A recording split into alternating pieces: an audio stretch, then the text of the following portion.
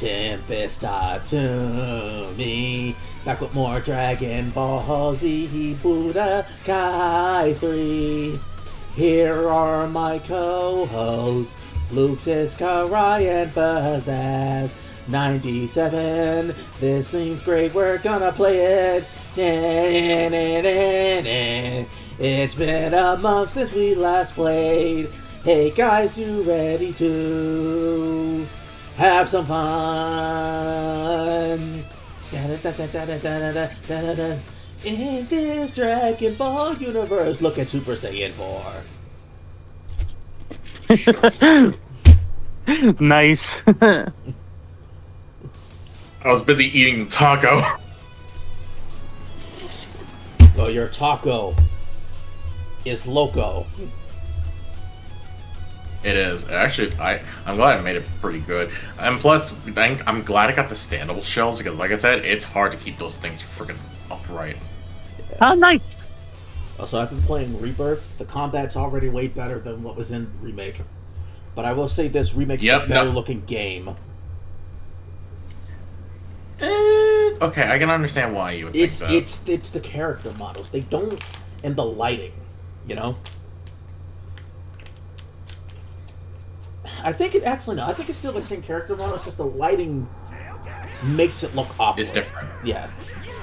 The lighting engine is definitely different. Yeah. I've mostly been having... Not frame rate issues. But, issues with, like, the, with some cutscenes and graphical hiccups. Doesn't affect the gameplay itself, right? But it's something I've noticed. I still can't believe Zack, after saving Aerith, sees Red 13's body, says thanks, and then just fucking leaves him there. Well, to be fair, he doesn't know Red. But he knows he saved Aerith. Well, yeah, but that and also he's trying to get away from Shinra guards. I'm pretty sure he doesn't have a lot of time. Put down Aerith, whoop the Shinra guard's ass, and then get Red. Well, who's to say that all the characters aren't put into a coma anyway? Save them anyway. I'm not even talking about Tifa or Barrett because they weren't on that plane. I'm just talking about Red.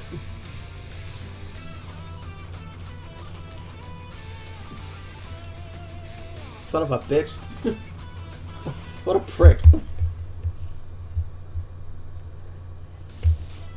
Look, the dude got home after nearly dying already. He's trying to take care of Cloud as is, and now he finds out that his girlfriend was being kidnapped by Shinra soldiers and nearly died in a helicopter crash. That's another thing. What the fuck is going on? Don't answer it directly, right? Because I don't want you to spoil it.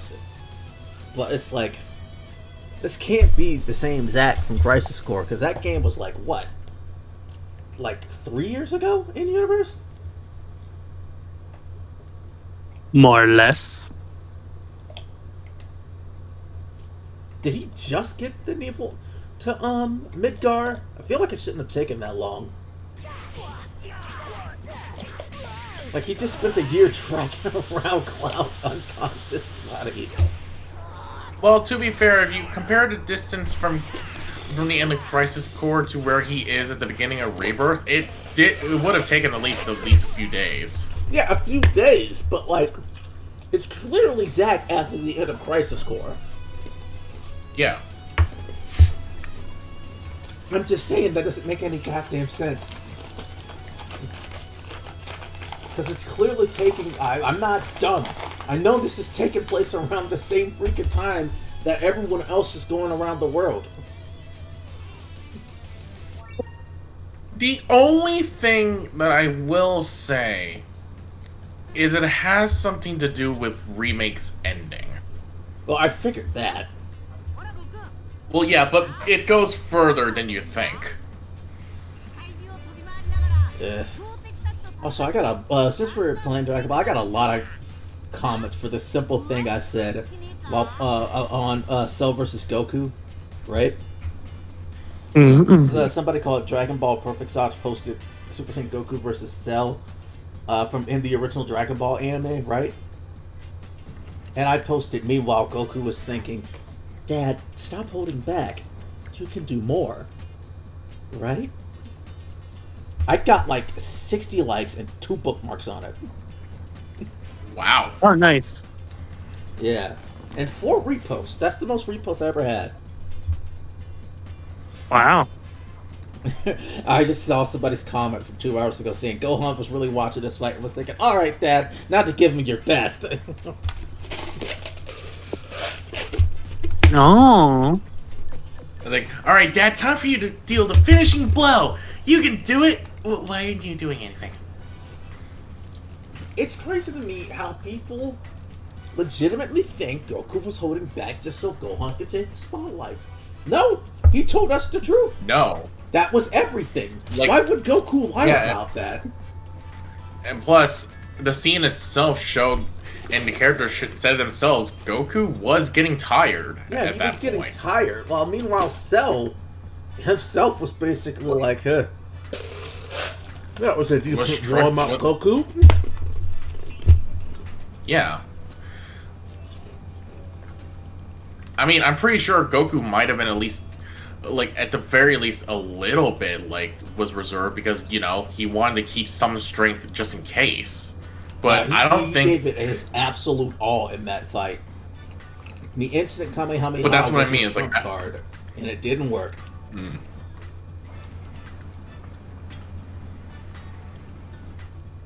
You said something? No, I was gonna say, it's like, I don't believe that Goku himself was holding back was trying to hold back at all when it comes to killing Cell. If he wanted to kill Cell, he would have. Yeah, like, why would Goku not kill Cell if he had the power to? Or more importantly, why would he wait until the Cell games in order to get the chance? Yeah, well, because he wasn't strong enough at the time. That's why they need to go to the higher power at the same time table. But after all that training, if he came back down and said, Gohan, you're the only one who can defeat Cell, then he's probably telling the truth. What gets me is that there's a legitimate argument that Gohan didn't even need Super Saiyan 2 to kill Cell the first time. I believe that too. Yeah. Honestly, I think SSJ 1 Gohan could have killed Cell. Yeah, not if super. it wasn't for His lack of confidence.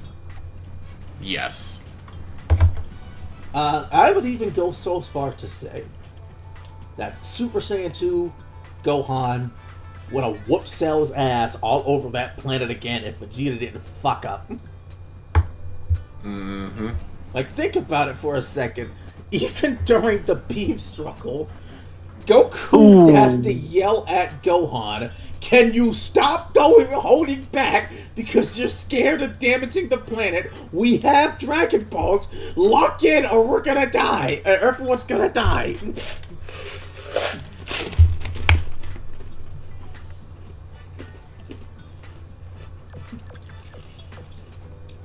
And I will say this. What made me a fan of Masako no Waki, a permanent fan of Masako no Waki, was seeing her rendition of the scene when Cell came back, along with the music behind it, right? We're still act, what's so funny, Gohan? And she just responds with, what is she now? Or, I'm happy. And it just completely wipes the smirk off of Cell's face. It's beautiful. I wanted... My father died because of my mistake, Cell. Now, I have the chance to kill you with my own hands. And all Cell could say, well, I don't think it's gonna go your way. I was like, well, I don't think that's going to happen, girl. Oh, shit, he's serious. Yeah, he's serious. It's just... I just love the music. Like, that was terrifying from Gohan. That was terrifying, especially Masako no Waki's Gohan. Who, throughout the entire show, was, like, minus a few times, very soft-spoken. Right? Yeah. No, like, just this very polite boy, and then all of a sudden, that level of unhinged happiness in his voice is just... Ugh. By the way, when I redid Boo and Super Boo again. I actually got something else for Goku that I didn't unlock last time. If it's still there.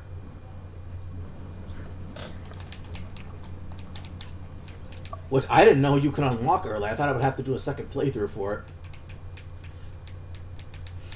it. But yeah, see this? We can go to the World Tournament now. Oh. And guess who's here? Ow. The guy you were talking about. Trust me. Hey, Boo, can you fix these lot numbers for me? Hang on. So is Yep. There he is. Oob! Okay. Okay, so this is after the fight, right? Yeah, this is End of Z. Okay. Okay, just want to make sure because I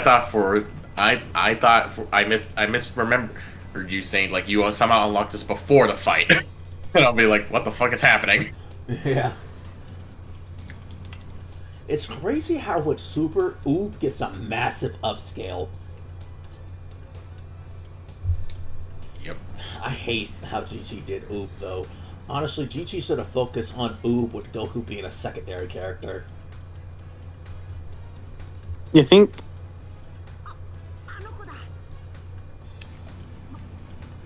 What are you talking about? He's just some scrawny little kid. I mean, so was Kid Buu, and I remember how he put, like, Oh, 6 flavors of ass whooping on you. Stop toying with me! What's going on?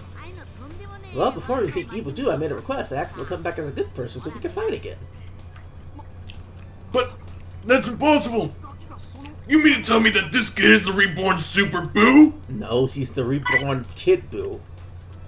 I'm not using Kid Buu anymore. I'm gonna go by the Japanese translation, Pure Buu. Nah, no doubt about it. The next batch is the start. Let's make it a good one.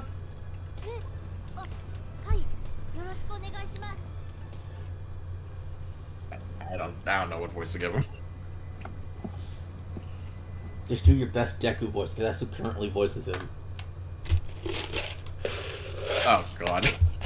Oh no. I don't know.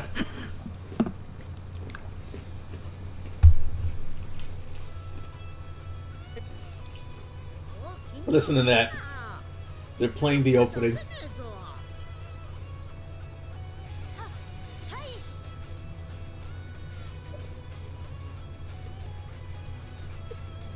Yes, I will defeat him. Wow, why is your health bar bigger than Kid Boo's? Defeat the enemy. Oh crap. I'm on it. I'm on it. Metsamero.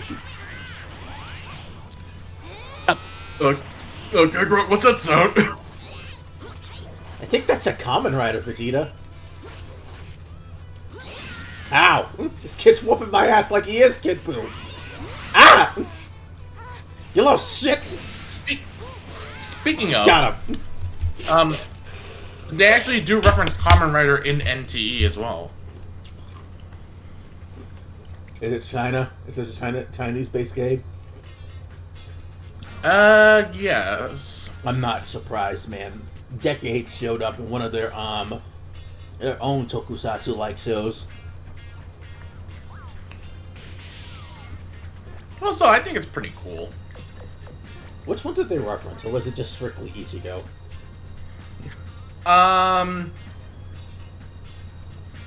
The design looked more like the modern Kamen Rider suits, but So one of the poses Reiwa is era. Reiwa era, but one of the poses that the character does is clearly just Ichigo's pose. Symbiote. Hang on. Also, I think I just unlocked Oob. Like, I never unlocked Oob this early. Wow, you're really something, you know? I mean, really strong. But you could be a whole lot stronger. How would you like to train with me? I'm trying to find my photo album. And so, Goku's story ends. Well, that was fast. Hey, the game's over.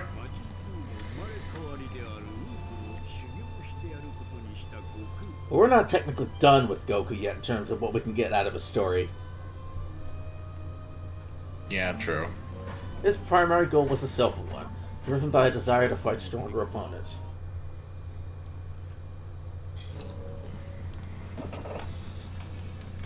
Yeah, we can skip this, can't we? Yeah, there we go.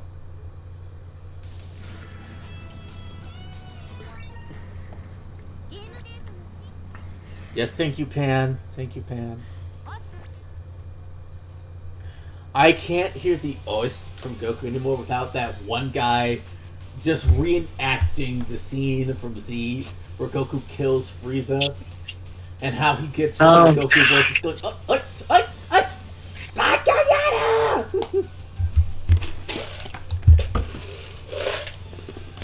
But yeah.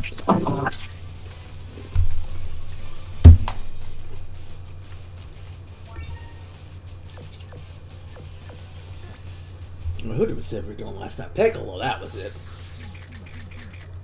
The Pickle Man. Oh, he's already level 2. Hold on. Do they not have any other way of sharing videos on PS5? This is stupid.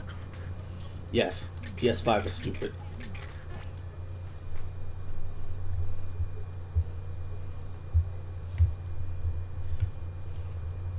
Coming right.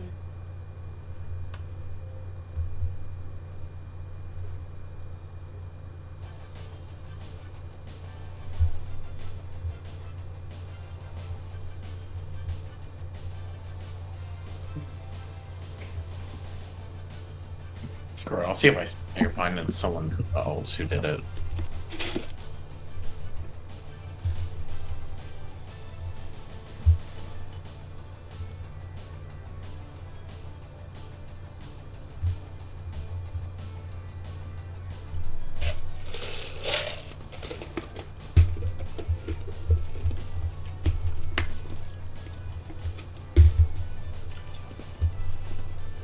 Okay, good. Yeah, someone did upload a clip. Alright, let me...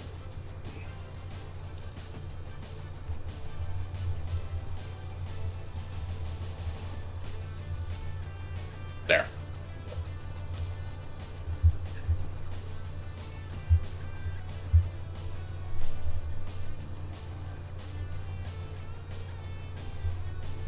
I think I was playing... No, I was playing the demo for this.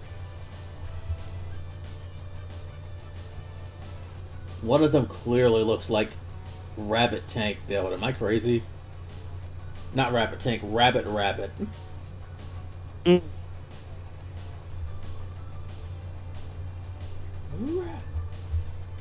Rabbit Tank.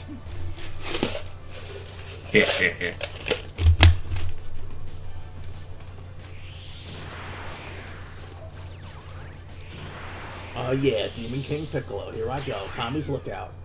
Hey, old man. Give me some money. You look troubled. Oh, Dylan, you do his voice. You look troubled, Kami. What is it? It's Piccolo. For the first time, there is something other than evil in his heart. I've foreseen that I do not have much longer to live. He must sense this too, which is why he now wishes to pass on what he knows. Stupid bitch. I heard that. We're all going to die in the end, Piccolo. You don't have to make it that depressing. Your father was a bitch, Piccolo. He's me. I know. You're a bitch too. You're a bitch. Your father would have been, wait, I'm my father. Exactly. Oh, shit. That's funny. I'm taking the boy. What the fuck? Why? So you can eat him or something? I'm not going to eat him. This flesh would be too soft. He's too young.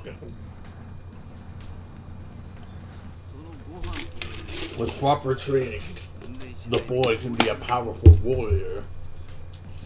I'll make him I'll make him an Ultra Saiyan. Don't you mean Super Saiyan? That sounds stupid. What the heck? What the heck's a Super Saiyan? Super Saiyan sounds stupid. My idea is better. I'm calling him an Ultra Saiyan. In fact, you can't use anything else. It's not Ultra Saiyan. We need him in order to defeat the two Saiyans that are coming a year from now. The only way I can make sure he's ready is if I train the little bitch myself. I mean, come on, man. Brian. Oh, right. Your voice involved. Sorry. It's been forever since I've had a line, so I was not used to the silence. Maybe you better ask his mom. I just imagine Brian sitting in his chair, covered in a layer of dust, and then it's like, wait, I actually have a line? Yeah, that's pretty much what it is. I mean, you had nothing but lines at Sakura this until recently. Yeah, I know. I'm saving my energy. Look, I'm not asking for your permission. I'm telling. You can tell that bitch wife of his. Hey. Who called me a bitch? Oh shit, I gotta go. We'll come to your place in a year. Tell Goku you can expect to see us then. Bye! I'm taking God, bye. I'm taking God, bye. Somebody stop him! Man, Yeah, I remember we a can't do long time ago, I made a joke with, I can't remember who it was, that Gohan and Goku deliberately didn't teach Chi-Chi how to fly, so when she gets mad, they could just fly away. Yeah, that does sound like something they would do. Yeah, but Goten teaches Chi-Chi how to fly, so when Goku and Gohan made Chi-Chi angry one day, they were just kind of happy how they could fly, and then they just see Chi-Chi flying at them at like Mach 10, and they start freaking out. It's like, oh, what the Gohan, I told you that ever teach your mother how to fly. I didn't. I did it! Goten. It's like, oh my god, Goten. I thought I didn't know how to fly. But Bob really wanted to get you the grocery store without spending any money. Goten, Can you believe that?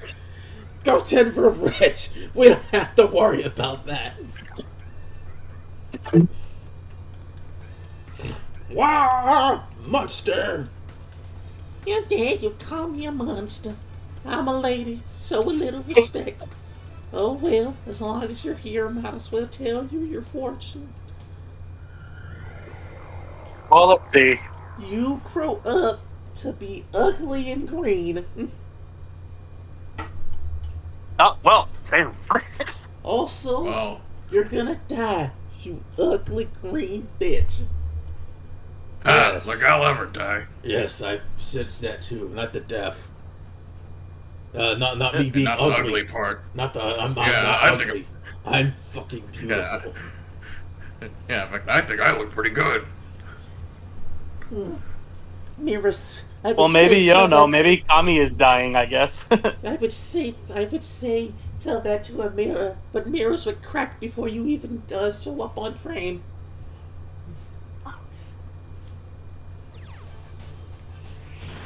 She's mean. I don't like her.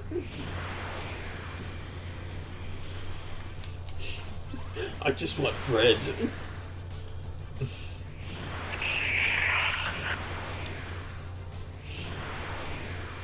So, question. Yes. Kami can't die of old age, right? I don't think Kami can die of old age. He can die, but he can't die of old age, I believe. Right, because, like, Piccolo got killed, and they kind of had that, like, interlinked bond, because they used to be one person, so, Yeah. like, it kind of had me thinking, it's like, if the Saiyans weren't a thing, would Kami eventually bite the dust or something? I think if he ever gave up his position as Guardian on Earth, he would have died. There he is. Oh. Sorry. Hello. No, you're not. Welcome. Hanging out with my friend again. No, you're not. You're not. Sorry. Fuck you, yes I am. You're a bitch. You're a bitch. Hey. Yo mama. Yo, mama, and your bald-headed granny. Yo, The granny. bald-headed granny is crazy. Oh. Well, first off, how Dylan. do you know my grandma's bald? Second off, yes. Dylan, he's here now. Yes. You have to read it. Fine. Oh boy. So, for context for the audience, your fine host sent me a Reddit story to read. Oh no. Why? This is the title. This is the title. Me, a 42-year-old female, who has a husband who is a 42-year-old man, has informed me that he intends to go on a gaycation with his brother-in-law, who's 35 in Ibiza. How do I handle this? Hold on 1 second. I gotta invite Joey. So you can hear this. Oh, for Why? fuck's sake. Thank God. It's gonna be one of those days, isn't it? Just in case, to make sure he doesn't get in trouble, I'm reading the trigger warnings. Infidelity, internalized homophobia, and accusations of homophobia. I see. And another context, this was originally posted a year and a half ago. Yes. It took the internet by fucking storm because it's hilarious. So you want me to wait until he gets here? No, go ahead. Okay, so... Hi there. I really wish I didn't have to make this post, but here goes. So, me and my husband have been happily married for about 16 years, give or take. We both have stable careers, good family life, and are fairly fortunate despite the cost of living racking the UK right now. We have two boys, 15 and 10 years old. And up until this Sunday, thought we had pretty good. He argues sometimes, now of course, but never gotten too bad, and we have a pretty decent sex life with some exploration, but I won't get into that. Okay. Well, long and short is, on Sunday, just after I dropped our boys off at their friends, my husband asked me if we had the house alone, and more importantly, do I have a minute? I said yes, and he sat me down, then got out this printed poster of some sort of orgy and started explaining to me the concept of a gaycation. First off, why do you have a poster? I think it's pretty clear as we go through the story that this is a fucking... How it's where straight men go to somewhere with sun, sand, and booze and become gay for the duration of the trip. But that's fine, because that doesn't actually count. Because what happens on the gaycation stays on the gaycation. Vacation. Oh my god. No! I was just completely silent and mortified. Even more so when he said he was looking into booking a trip to Ibiza next year with his brother-in-law, his sister's husband, to experience it for himself. Pause. I want you to really drink that part in. His brother-in-law, his sister's husband. Oh. Why? We're off to a great start. Oh, so it's his sister's husband? It's I his thought that meant it was sister's the wife's brother. No, it's his sister's husband. Now, actually, that leads to a very good question. What will be worse, the wife's brother, or his sister's husband, or his sister's husband? Good. I don't know. I don't know which one. I think it's whether or not equally as each one is bad. better. It seems equally as bad. Please continue, Dylan. Okay. When he finally let me speak, I just said, I need him to be clear with me.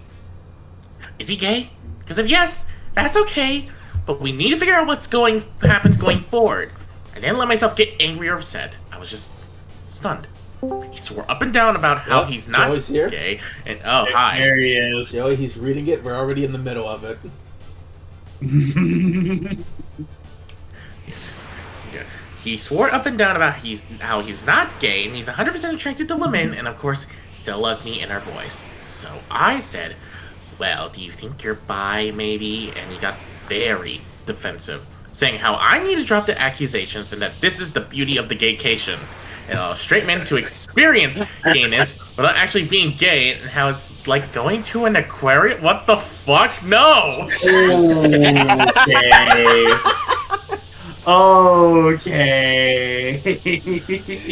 Motherfucker, she's just expressing at least a little bit of concern because she wants you to be honest, and you're like, nah, it's not true. It's like a fucking aquarium. Swim around with all the fishes in the... No! Well, What's the matter, Dylan? You don't go to you don't casually visit the aquarium with your possibly gay lover, brother-in-law? No, I can't say I've ever have, but now I know I'm never gonna do that. listen, I just want to bring something up. Like, this is the funny part to me. So it's what he said. He said aquarium. It's pretty clear that he likes putting fist sticks in his mouth because he's a gay fist.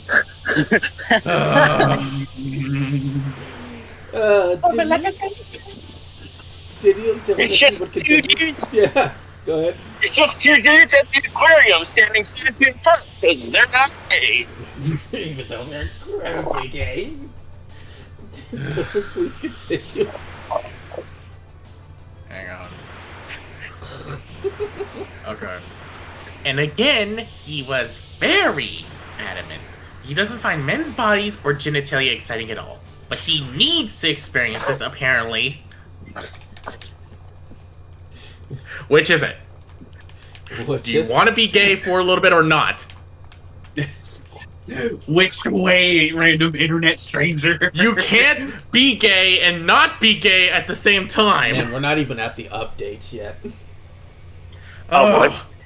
Well, I Okay. said, well, I'm not really comfortable because even if he was bi, this would be explicitly cheating on me. And he got angry and reiterated he's not because that's the beauty of the vacation, etc. I just had enough and left the room. I ignored him for the rest of the day, but we spoke at tea where I again asked him, why does he want to do this so bad if he's not gay? He said how he's interested in how gay men's lives differ to straight men's, and that, unfortunately, once the gaycation begins, it's simply impossible for a man to resist. He must surrender himself, mind, body, and soul to the gaycation What do you mean he or must be surrender destroyed. himself? What? Well, I didn't tell you about that part. Mind, body, and soul. No, it's like fucking now here's a- surrender here's a big yourself. question. You're making it sound like you don't want it. So here's a good question, like for her, like that she should ask her husband: is he gonna be getting the dick in the butt, or is he putting the dick in the butt? Does Yes. it matter? I don't know, Brad. I don't know, But- Brad. That's what we're in the gaycation so we can figure out which one he is. Is he a giver or is he a taker? Brian, here's the Yeah, funny you know part. what? Yeah, you A know what? I similar say that. question. Yes. A similar question does get asked later on. Not by OP, but by somebody else. Just Oh. keep going. Okay. God. All right. Well, I'm glad I wasn't the only person to think about that, because like And based off this guy's behavior, he sounds like a taker. I'm sorry. yeah, no, like, I think you Yeah, might so like take him away, officer. Please. Wait on. Take him away, officer. He's right there. Take him away, officer. He's being given cringe. how the UK government's moving at the moment, they probably would. Anyway, keep going.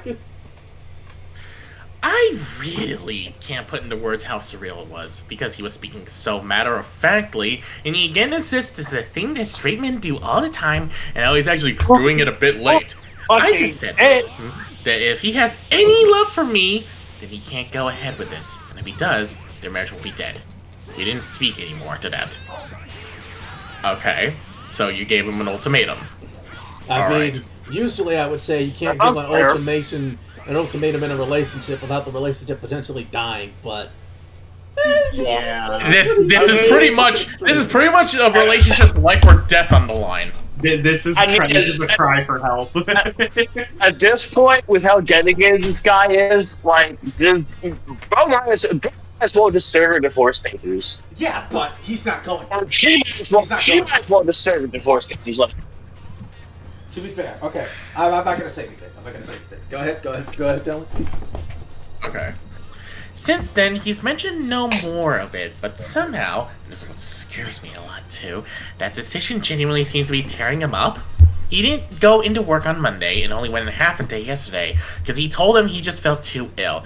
He just looks distraught every time I see him. I really don't think he's wholly gay, though I can absolutely believe he's bi. But I'd rather we talked about that in a healthy way rather than this incredibly weird denialism around going on a sex holiday to Ibiza. Has anyone ever known straight guys to do this and come back and just go back to being straight? No. Surely that can't be a thing that... Yeah, exactly. Surely that can't be a thing that happens. I'm so out of my depth here, and I just don't know how to even initiate a conversation. For the record, I also haven't mentioned it to his sister yet. I don't know how I'd even break it to her. Thanks for any help.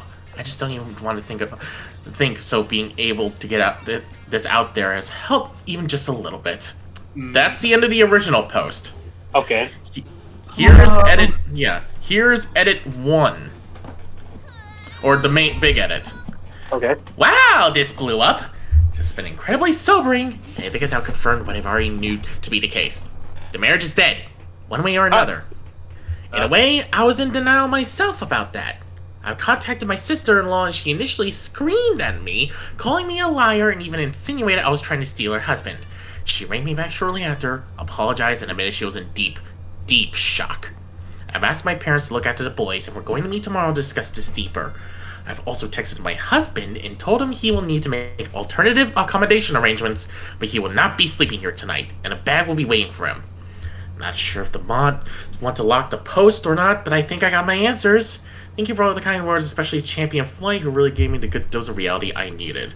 P.S. I see a lot of people asking about the aquarium at risk of doxing myself. There's a pretty famous aquarium in the UK called The Deep. Oh, Yeah, no. okay, so really think about that name for a second and what he's at. Given that Joey said that he would be a taker.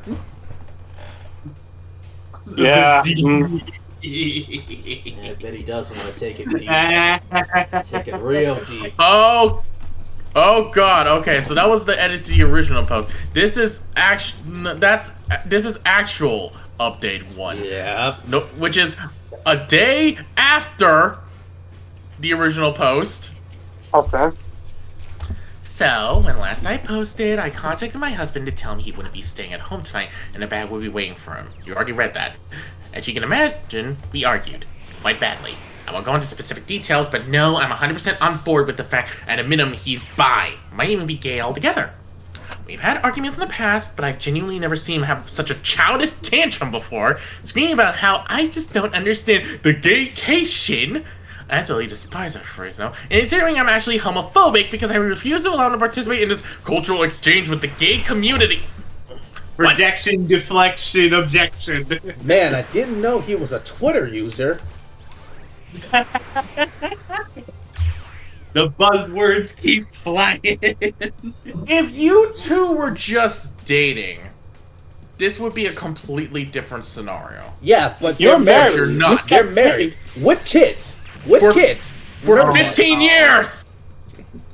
Oh no. No, 16 years! 16 years with kids. No. And moving on. A lot of you said to ask him if it'd be acceptable if the roles were in reverse, and I did say would it be acceptable if I went and slept with other guys during that week. Like fucking clockwork, he was very angry and offended, saying it's completely different because a gaycation means nothing, and what happens on the gaycation Stays on the gaycation. etc. So it doesn't actually count. Whereas I'd just be straight up cheating. Are you fucking delusional? Yes. Apparently. All right. Well, Yes. Yes. What a rhetorical question. Well, I turned it around on them. Hell, but you see, what happens in Manchester stays in Manchester. It doesn't mean anything. It doesn't count. It's like bird watching. And I think it got through to him.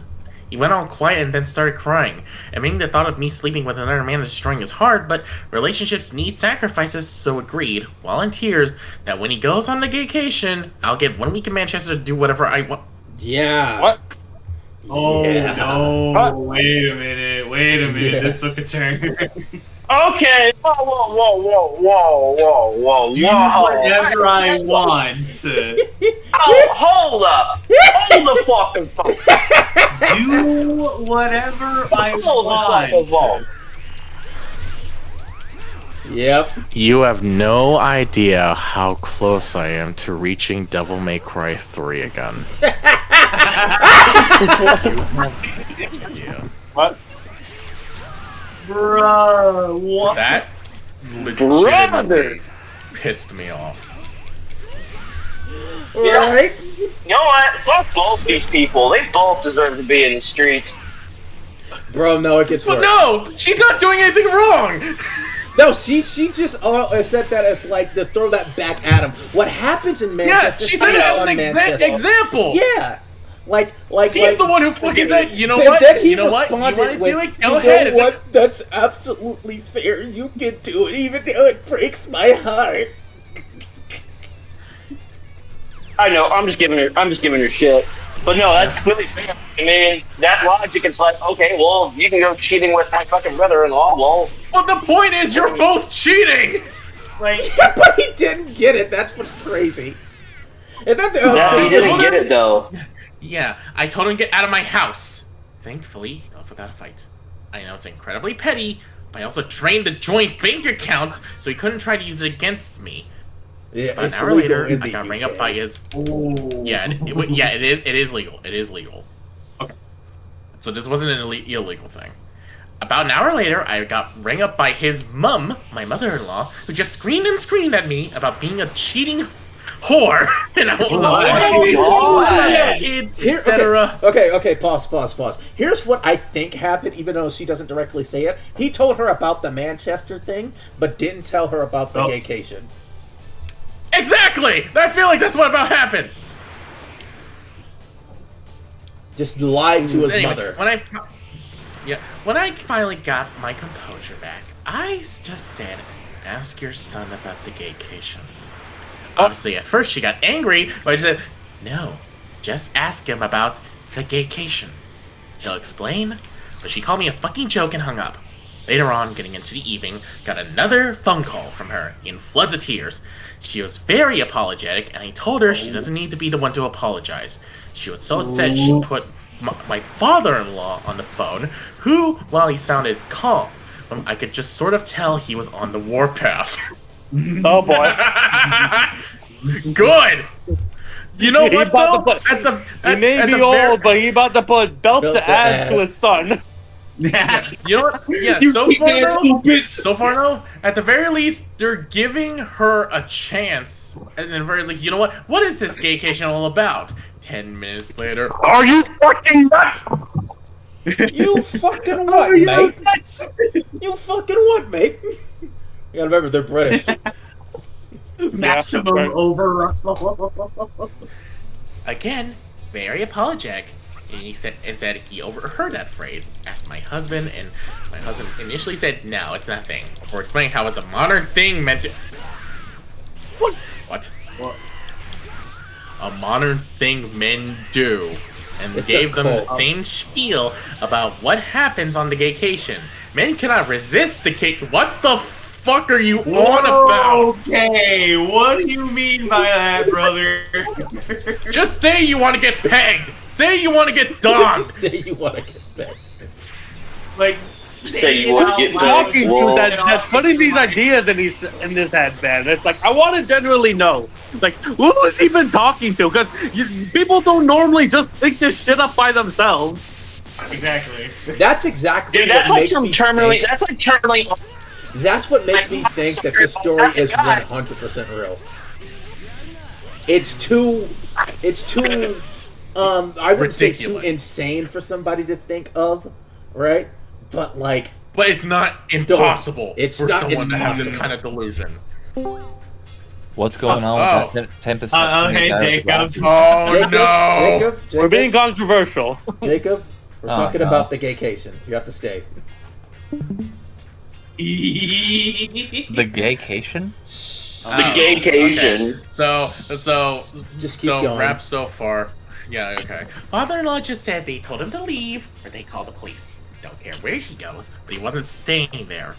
My husband tried to call me while I was on the phone, but I just ignored it, and my father-in-law just said he was so sorry for me, and they have my corner in this. So, that's something. Told them to be there for their daughter because it sounds like my brother-in-law is involved. My husband didn't tell them that. And my father-in-law just said he had to go because he was so angry. I'm getting more angry the more I'm reading this, so I feel the exact same way. Got a text from my husband after the phone call, which is all weirdly rambly, saying about how I abused the gaycation to destroy his marriage and destroy his, like, motherfucker, you brought it up in the first place and defended it. Like, my brother in Christ, this was your idea! I'm so And again, confused. okay, hang on, no, we need Explain basically, this, So yeah, let me explain basically, it. So yeah. basically, in this OP is talking about how at one point her husband, who she's married to, 16 years, they have kids. One day, randomly brought up to her, is like, I want to take a gaycation with my brother-in-law to Isva, right? So I can experience gayness just this during the gaycation. And if I don't go, my body will be destroyed. Right? And by brother-in-law, I don't mean the wife's brother. I mean his sister's brother, husband. What? His sister's brother. Yeah, whatever. Brothers. Just to clarify. So what you just read was the aftermath. The wife at one point brings up is like, okay, but what if I go down to Manchester and fuck another guy? And he says, well, that will be cheating.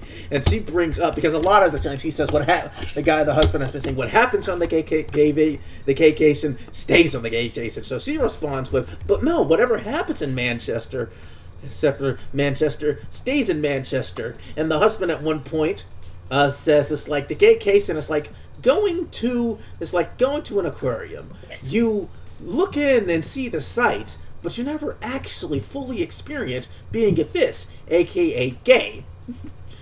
And the wife also responds by saying, it's like bird watching, you know? And that's where we are right now. What the fuck?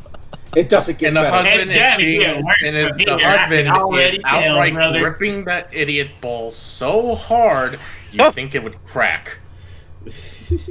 Keep going, Dylan.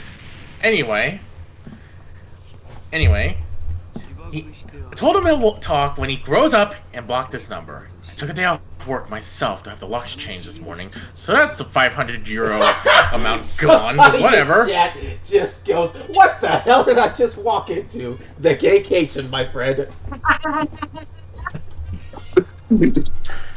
Yeah, whatever. sure I wanna At least go I know into he won't be vacation. coming back. I'm going to look into how to proceed with the divorce, and then we'll move on from there. He left. Oh, but Left. He left. everybody's going and joining in on for this. Oh, he left. Oh, I thought someone joined. But Anyway, oh, of course. There's also the brother-in-law. So, oh yeah, I haven't yet met with my sister-in-law. She was in such a state and has taken this far worse than I have for reasons that'll be clear soon. We're going to maybe try tomorrow, but we did talk over the phone, and I eavesdropped on the conversation with her husband, where she put her phone on speaker, and I went on mute. Oh God, sorry. Her husband got home earlier. She made him come home. No, there was an emergency, and just said to him, "Can you please explain what a gaycation is?" She told me afterwards she was praying he'd look confused or just be like, "What?" or anything like that. Wishful thinking. But instead, he just sat her down and explained that a gaycation is a new thing where straight men go to gay hotspots and participate in gay sex acts, but it doesn't count because there's no investment in... His reasoning is funnier than the aquarium thought. And because what happens on the gaycation stays on the gaycation. He said it's like writing down angry thoughts and putting them in a drawer. Yes. You never have to see them again.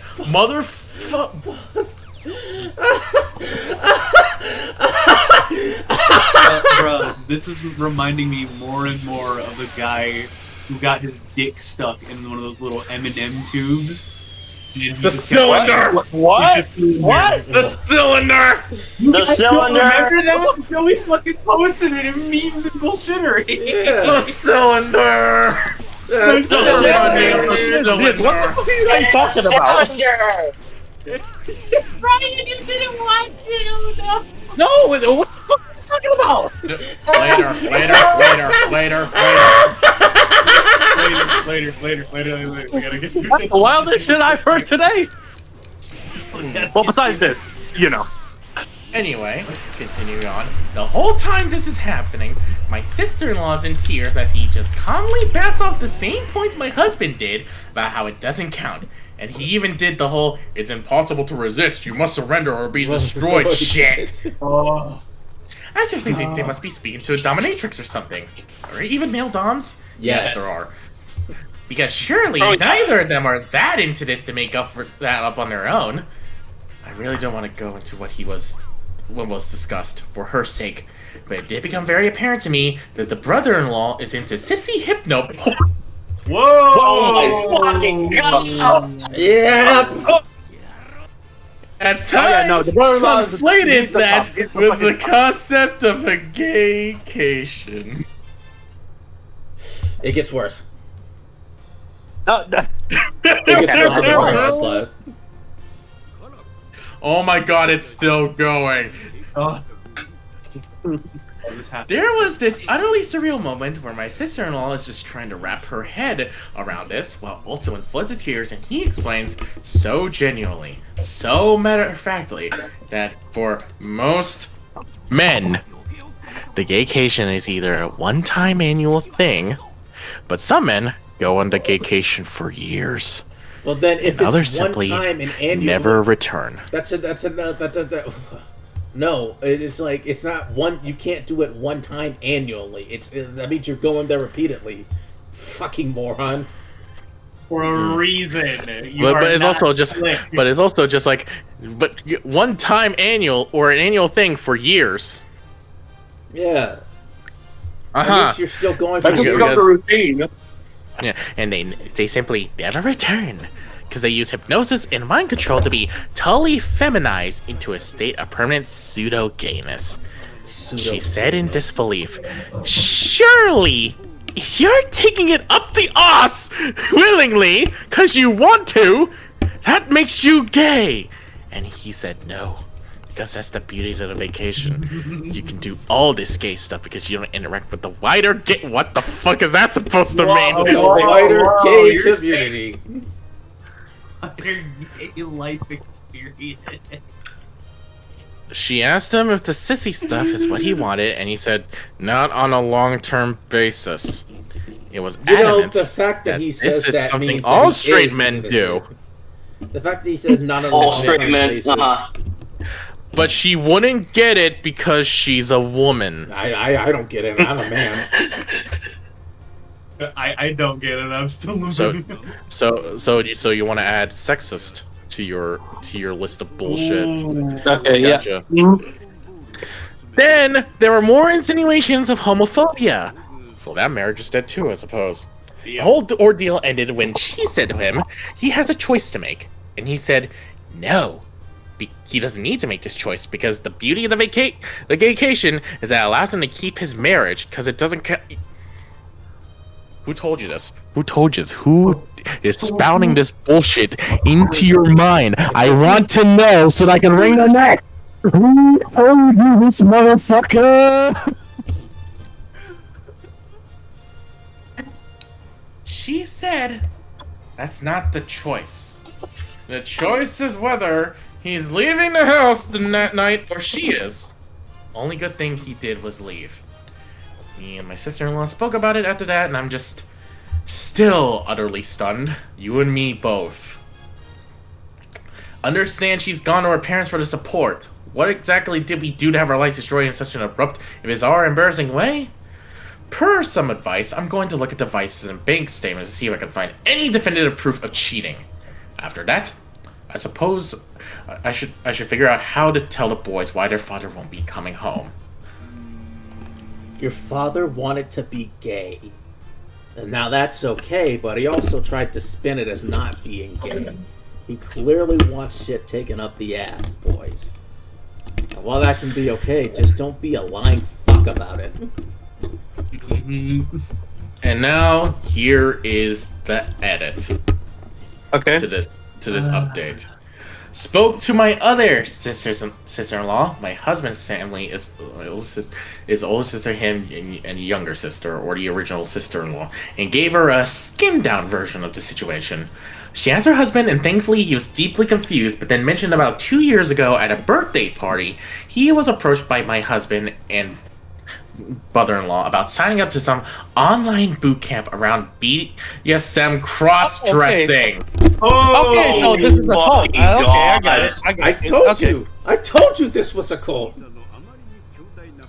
Oh, okay. I did He not expect assumed that they were that taking route. the piss out of him, so told them to fuck off and never really thought of it again. The fact that this has been going on for that long is making me want to throw up. Imagine that other brother-in-law when his other's brother-in-laws just come to him and say, "Hey, you want to go on a gay case?" And he's like, "Fuck off, mate." The And fuck? then years later, You're he like, the learned, fuck? and then 2 years later, he learns that they were being serious, and he's like, "What the Oh, fuck?" What the fuck? kind of bullet did I dodge? man. Oh, fucking Christ! Listen, it's okay to say that you're gay, okay? Like, I think it's my biggest thing with this entire story is that, like, I mean, regardless, like, that marriage would have been over and it would have been very devastating because, like, yeah, honey, I think I'm gay. But, like, at least be honest, man. Like, don't say this shit like, oh, it's the thing that all these straight guys are doing because, like, no, it's fucking not. No, it's But not! Here's the thing. not. Here's the thing. I genuinely 100% believe that they're not acting when they're saying this shit. They're And genuinely, that's the worst part! They're genuinely under the belief that this is something straight people do because they're in a fucking cult. yep, they've been brainwashed. This is a cult. This is a cult. But Let's see. I feel bad for, Okay, you know what? for the woman, but like, fuck, is this funny? Yeah, okay, here's the top comment of this post. That they put it in this post as well. Commenter number 1. This is the only one. Your husband and brother-in-law are deep in a shared delusion that's destroyed 2 families. Their identical talking points about surrender and destruction. This was coordinated. They're not just planning to cheat, they're already involved in some online community that's warped their thinking. The fact that they both instantly launched into the same script about gaycation shows that this isn't spontaneous. You made the right call draining the account and changing the locks. Their attempts to flip this into accusations of homophobia show how desperately they're trying to avoid responsibility. Language, that's our aquarium and bird-watching analogies. The talk of surrender or be destroyed. They're in some online echo chamber that's completely divorced from reality. When your husband agreed to let you have a Manchester week while crying, he revealed the whole lie. He knows exactly what this is. Cheating. He just wants permission to do it while denying you the same. The talk about hypnosis and permanent feminization revealed just how far this goes. Get a lawyer, protect your assets, and document everything. This will get worse before it gets better. Focus on protecting yourself and your children because they're too far gone in their shared fantasy to see the destruction they're causing. What a pathetic hill for 2 men to die on. They destroyed their marriages, traumatized their families, and alienated their parents, all while insisting none of it counts because they made up special rules about it. Jesus fucking Christ. I actively just... I wanted to strangle them. I wanted to strangle something. I wanted him to... I wanted... And you wanna know what the worst part is? I'm looking on the right side of the page. There are 3 other stories just like this. Oh my god, no! Man, I'm not gonna lie, that's some gay ass shit. No, but it doesn't count. It doesn't count. It's like It fucking counts, man. It's You're like getting you're getting your dick up your butt, man. No, dressing because up what in happens women's on the clothes. gaycation stays on the gaycation. and if Yeah, you you're gonna don't stay your go- ass there. If you don't go, you'll be destroyed mind, body, and soul. Dylan, is there anything left that I'm misremembering? I don't think that pisses me off. No, It's like, that's it. what do you mean by Okay. destroyed? Who's getting destroyed? Who You'll is be being? Who is the destroyed destroyer? mind, Me, body, because and I want to soul. get fucked until I'm raw. Obviously. Obviously, you idiots.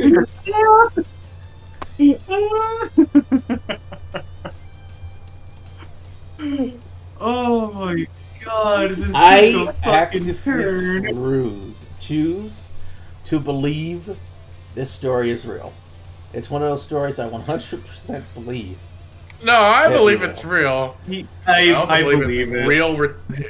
I'm sorry. I believe it's just one of the most retarded things I've ever heard in my entire Bro, life. bro, I'm just gonna add some humor to it. Imagine like they go to gaycation, like there's just an old guy, and he speaks like Palpatine. He's like, "Do it."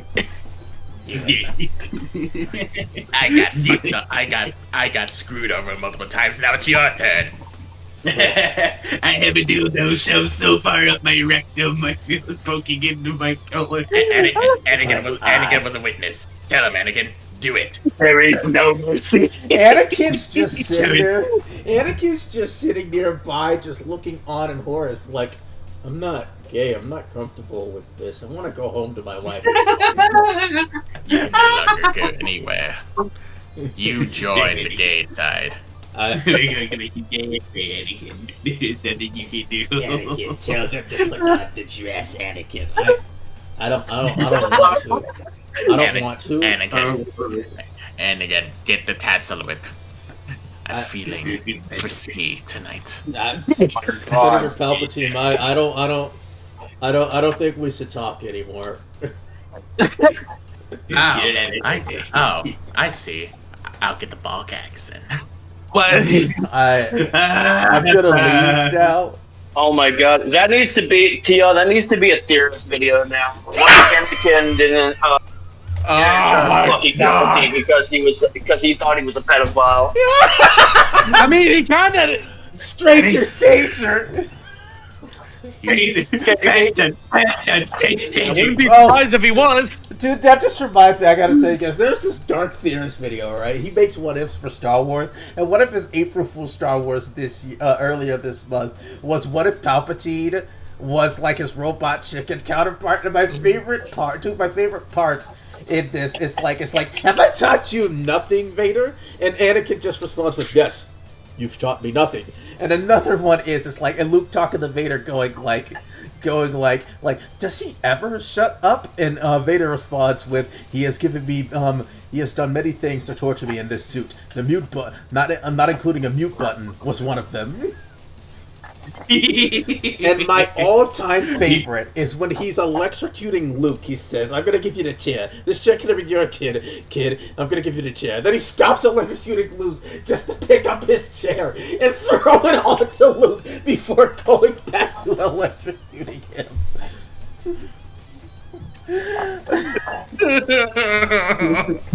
What the fuck? I have another Reddit story. I'm going to read it this time. Okay, It's not anywhere Oh, boy. it's not anywhere near as outlandish as the gay cases story, but it is very funny in my opinion. This came out 10 years ago. 10? Yeah, it was 10 Damn. years ago by Distrates Me Now. Today I fucked up by throwing my steak out of a window. Oh no. Last night, my wife's Well, boss from her alright. brand new job invited us over for dinner. On the drive there, my wife reiterated many times to me just how important it was to make a good impression. I scoffed arrogantly and informed my silly wife that I always make good impressions. Every person says before disaster. My wife's boss is a single lady in her 50s, so it was just the three of us. We chit-chatted over drinks and salads and seemed to be really hitting it off. She laughed at my well-timed, perfectly appropriate jokes, and my wife seemed pleased. Soon she brought us the main course, a nice big juicy steak for each of us. I began to cut into my steak, and I was discouraged to discover how undercooked this steak was. Now, I've had my fair share of rare steaks. I prefer medium, but I can prefer rare.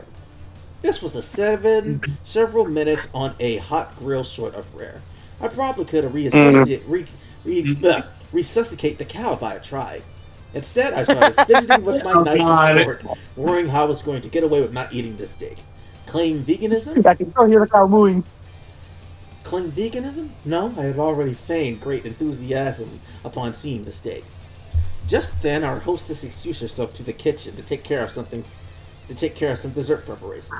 As I looked across the fancy dining room table at the open window of the third-story apartment, a cartoon light bulb appeared over my head. Take a guess what he's going to do. Any guess? Come on, take a guess. Yeet. He's got Doris there. Okay. I knew I had to be decisive, realizing she could return at any moment. I committed. I grabbed the steak and with my hands gently sucked off the juice and executed a perfect throw through the center of the open window. Bruh. Here's the big time FU. The window wasn't open. It was the cleanest. Oh, you dumbass. It was the cleanest freaking window you've ever seen in your life. That was until my mostly raw slab of steak slanted up against it and slowly slid down, leaving a trail of bloody juice in its wake.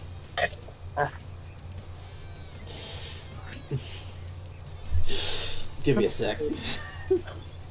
Cry. I refuse to believe this is real. It's probably not, but it's fucking funny. This is too bullshit to believe. It's some cartoon level bullshit. My wife, Like, bro, even my dumbass would be able to tell that shit was still down. my wife, whose steak was a nice medium rare and was unaware of my predicament, turned, jaw dropped, and stared at me like I was an alien from another planet. Then it morphed slowly into more of a look of "there's no place on this planet that you could ever hide from me" expressions of demonic rage. My wife's boss heard the thud of the stick on the window impact and came quickly. She took in the scene, the steak sitting on the window sill, the bloody trail, my empty plate, and then gave me an inquisitive, puzzled look. I didn't know what to say. It felt like minutes of silence, but it was probably 3 or 4 seconds. Finally, the best I could manage was, I'm so sorry. I'm such a klutz. I don't know. I was just cutting it and it slipped. Just ask my wife. I really am a klutz, right, honey? I could sort of believe that. No help coming from that direction. I will clean this up. I can't believe this. I'm so sorry. I'm such a fucking fat child. He didn't say that last word.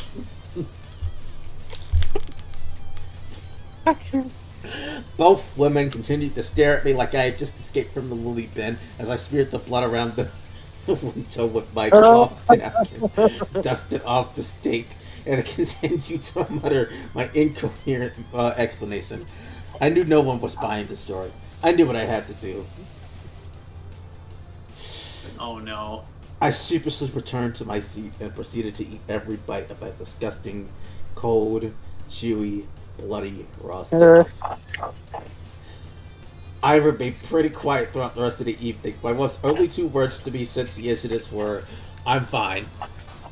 That's not a good sign. Oh no. That's not a good sign.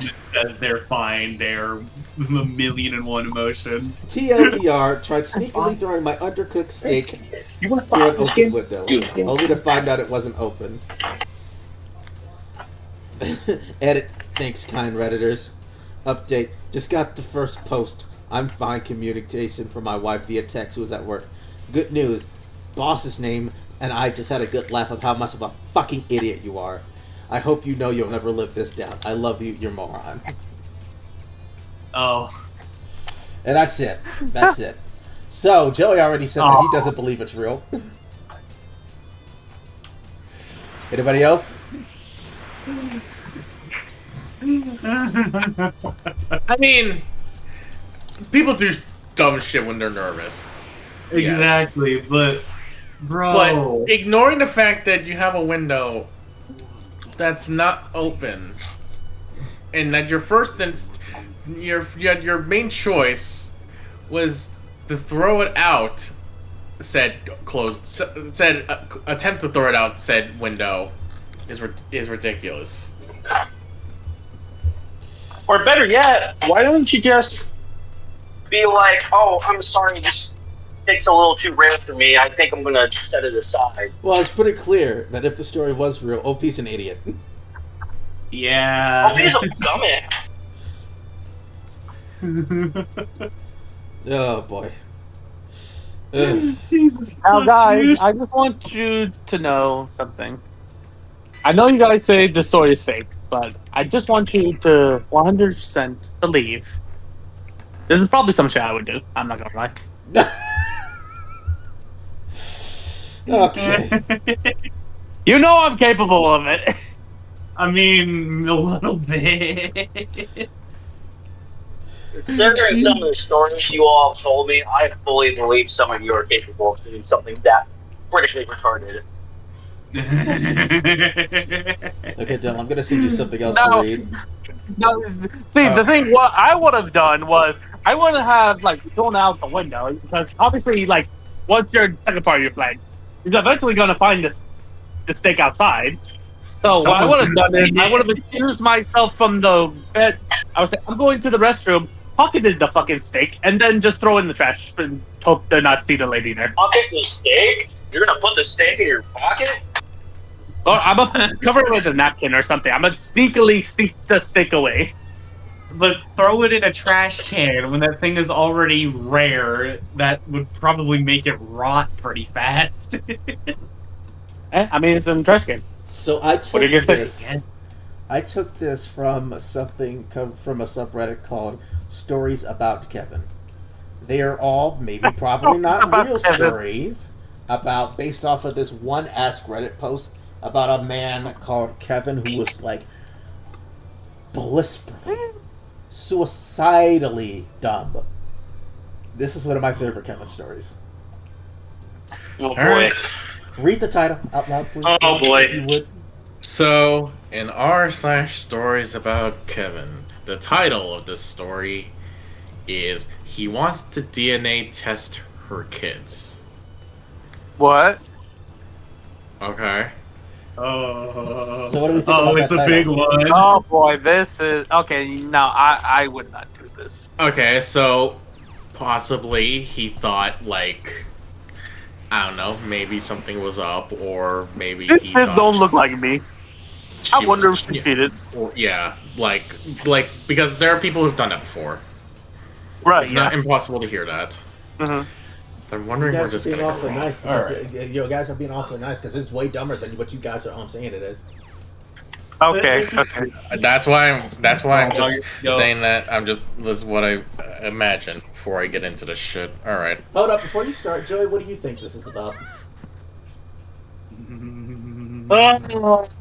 I think this is about a guy who may or may not think his kids are his, and he just wants to be sure they are before he makes any long-term commitment. All of you are wrong. You'll understand why this isn't about story. It's about Kevin. Go ahead. Oh Dylan. God! Okay, fine. So, I can't even completely wrap my brain around this Kevin. But when my friend Sage told me the story, I just had to get her permission to post it here. She gave it, so here we go. Fair warning.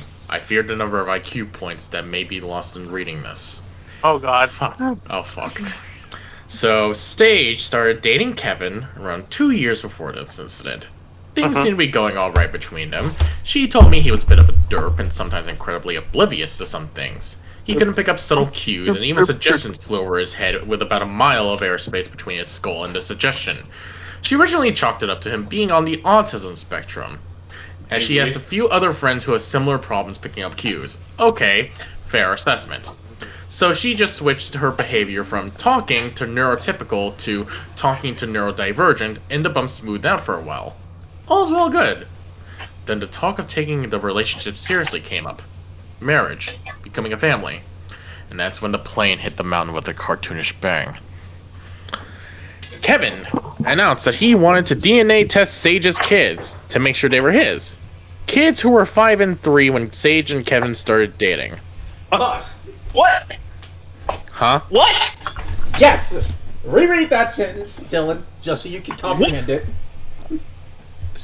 So, DNA tests Sage's kids to make sure they were his. Kids who were 5 and 3 when they started dating. Meaning she had the kids already. Yes!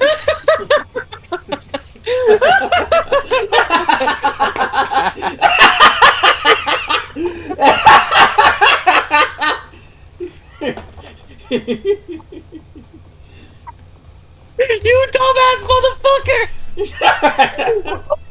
You damn kids! Hey honey, hey honey, can we get a DNA test? I don't think your kids are 5 and 3 and mine are mine. Shut up.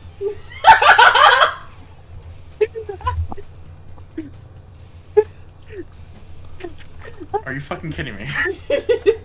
Bro, it would have been. You want to be crazy? It would have been crazy if our kids were like different races. They were like near adult. They're like different races. It's like, hey kid, hey honey. Oh. Test our kids because, like, you know, all of us are white and we have a black and an Asian kid. Brian fucking dying. Keep going, Dylan, please. Sage said That's she had McFarlane levels of bullshit. Sage said she had to come up to a full stop in the conversation for several seconds while her brain rebooted. I feel like my brain's still rebooting and I'm not believing any of this shit. They're not your kids. You know they're not. My ex-husband and I had them together before I ever met you. She's been pregnant with the youngest when she and her ex had finalized a divorce. Whole other story. Yeah, and now that we're getting married, they'll become mine. I just want a DNA test them to be sure of it. Let me see. That's not how a DNA test works. Let me see if I understand this.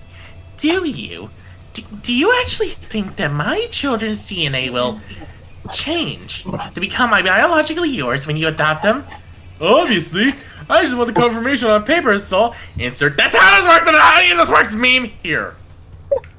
There was a long conversation about how DNA didn't work that way, with his rebuttal that adopting them would make them become his. Then there had to be a conversation that becoming his children would only happen on paper, not in a legal system. That no, the children would not magically transform into his own biological children once the paperwork is filled out. Him insisting that everybody said the kids became theirs once adoption happened. Her explaining the concept of adopted children are loved just as much if they were biological, and that was what that meant. Him insisting that everything pointed to kids becoming theirs. His mom eventually had to come and become involved to backstage up.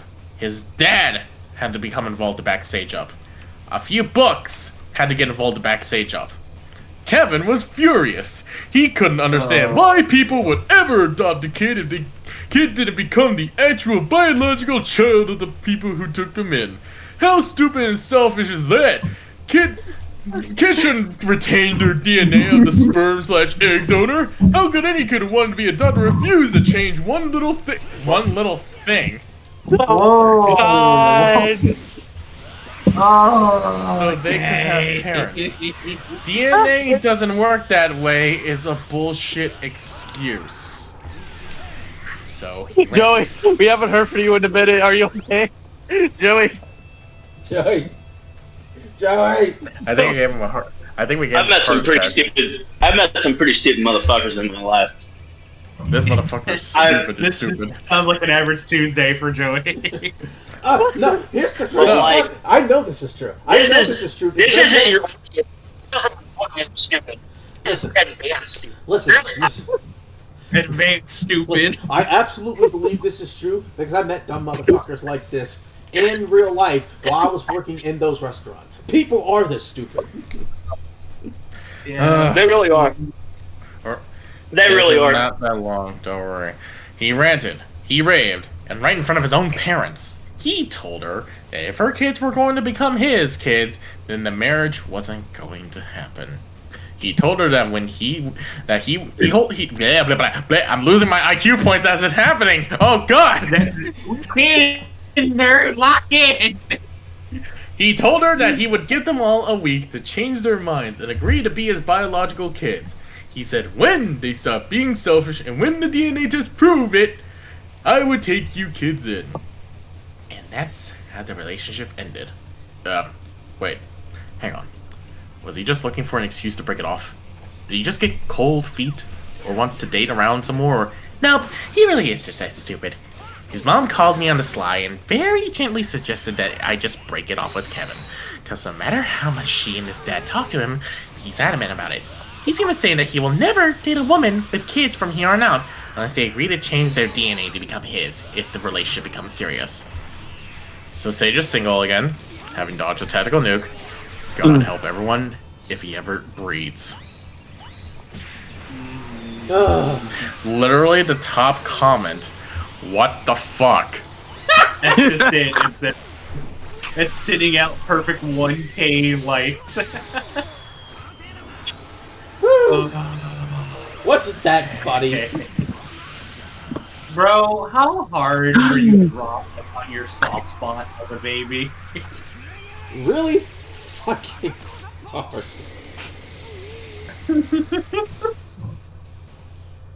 Oh. Oh, fuck.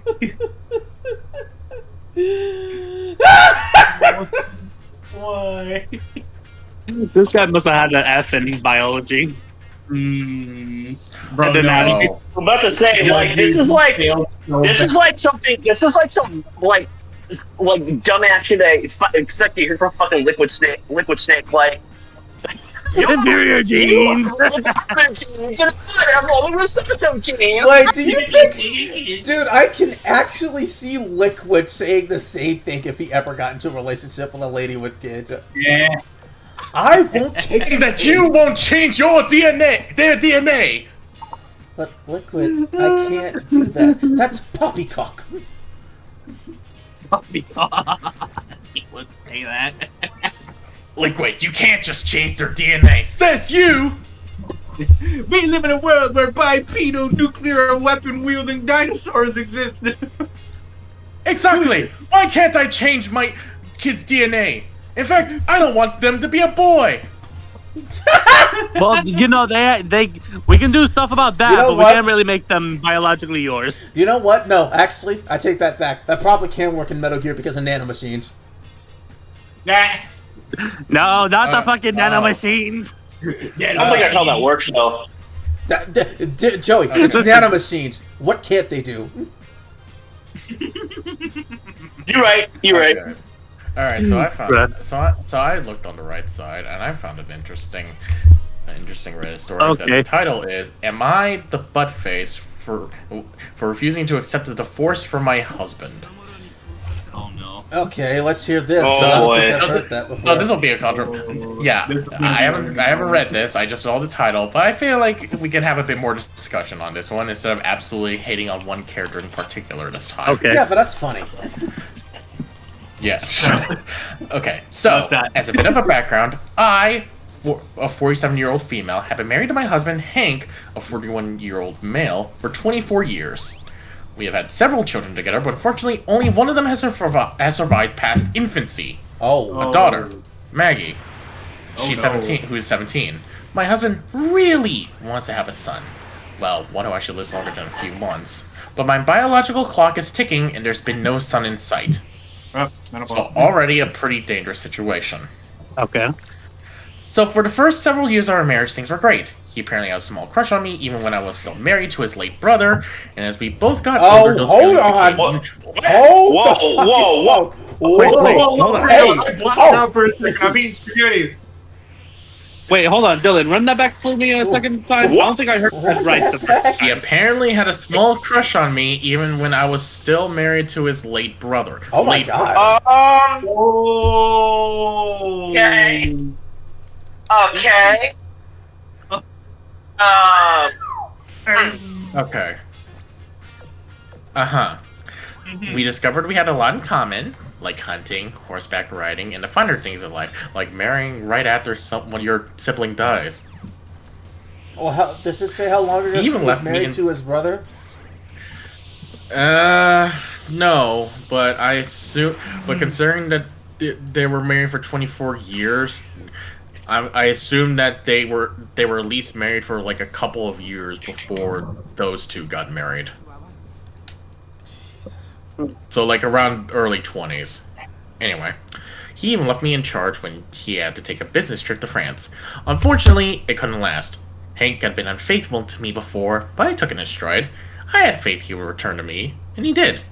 But the second time was different. You got cheated He would come home on. with lipstick stains on his clothes, and he claimed it was just out of his coworkers. You got cheated on twice and you stayed. I don't feel bad for you.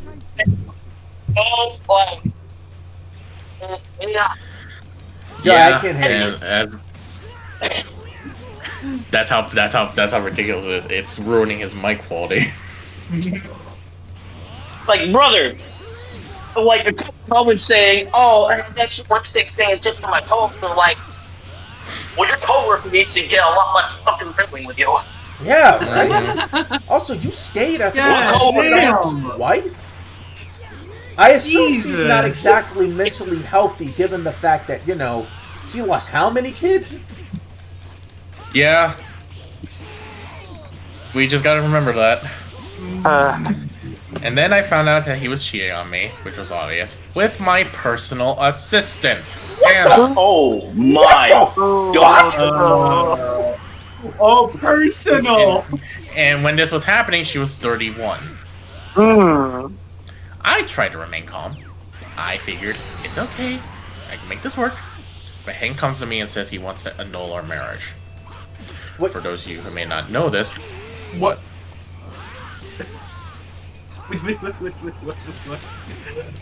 Keep going. Keep going. okay. For those of you who may not know this, I am a devout Catholic. In order for a marriage to be annulled, the marriage must be invalid in some capacity, and ours certainly was not.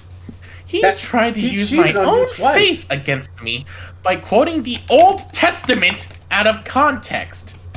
But I was able to see through that fairly easily. He offered to compromise and send me to live in a covenant. But it should be obvious, married women cannot be nuns. Okay.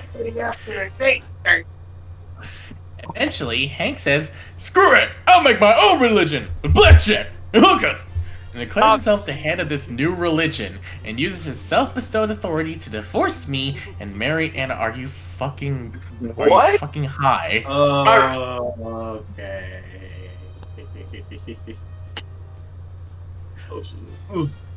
Are you fucking high? What is going on here? Was there a gas leak or something where you also dropped on your head, brother? The trouble is, as a Catholic, I don't believe in divorce. No man can turn asunder what God has joined together. Also, he quite literally made a new religion just so he could dump me. If he had respected my beliefs and just continued to cheat on me with Anna, I probably would be far less infuriated than I am now. But he instead chose to tear our family apart. He's even trying to convince Maggie that she's an illegitimate child and jeopardize her future as a result. Hank took the kids in the divorce and sent me to live in a home that's much less stately than the one we shared as a married couple. And worse still, he has told me that he will never allow me to see Maggie again. I feel betrayed in more ways than one, yet I've been told that I am some sort of prude who's getting in the way of true love for not wanting to be tossed aside like yesterday's trash. I do not entirely blame Anna for this situation. In fact, I'm not sure I can blame anyone. But it is unfair for Hank to treat me like this after everything we've been through together. Am I the butt face? No! Bitch. No, you're not. Your man is a piece of shit. Motherfucker, he made a religion to dump you. Well, she's not, but like, have some self-fucking respect. Jesus. Oh my god.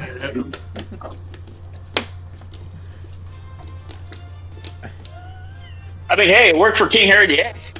Oh, Jesus Christ.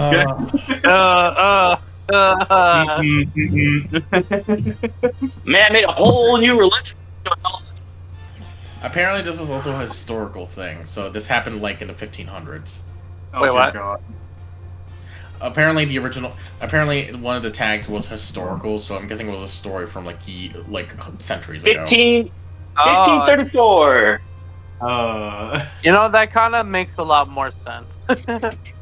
But still, what the fuck? Hey, people were crazy back then. People are crazy now. Yeah, let me see if I can find one that's a bit more. Oh. Wait, okay. that post-Gregory is just fucking King Henry VIII. Oh, okay. Here's one. Am I the asshole for not wanting my husband to go to his ex's funeral? I know this one. I know this one. I heard this one. Read it. Oh, you do? Okay. Oh boy. Oh no. I don't remember this one, so who knows? Maybe I'm not sure of my memory. I know this I'll one. admit, I'm biased right off the bat. I couldn't stand her. I call her his ex to myself and others. He called her his friend. We're all in our early OP 40s. is the biggest She- piece of shit ever. Jesus. She died recently. Aneurysm. I've been with him 10 years now, but he known her for over 20. The way he tells it, they were friends in college, decided to date, got married, then realized they weren't a great couple and decided to just be friends. All that happened years before I met him.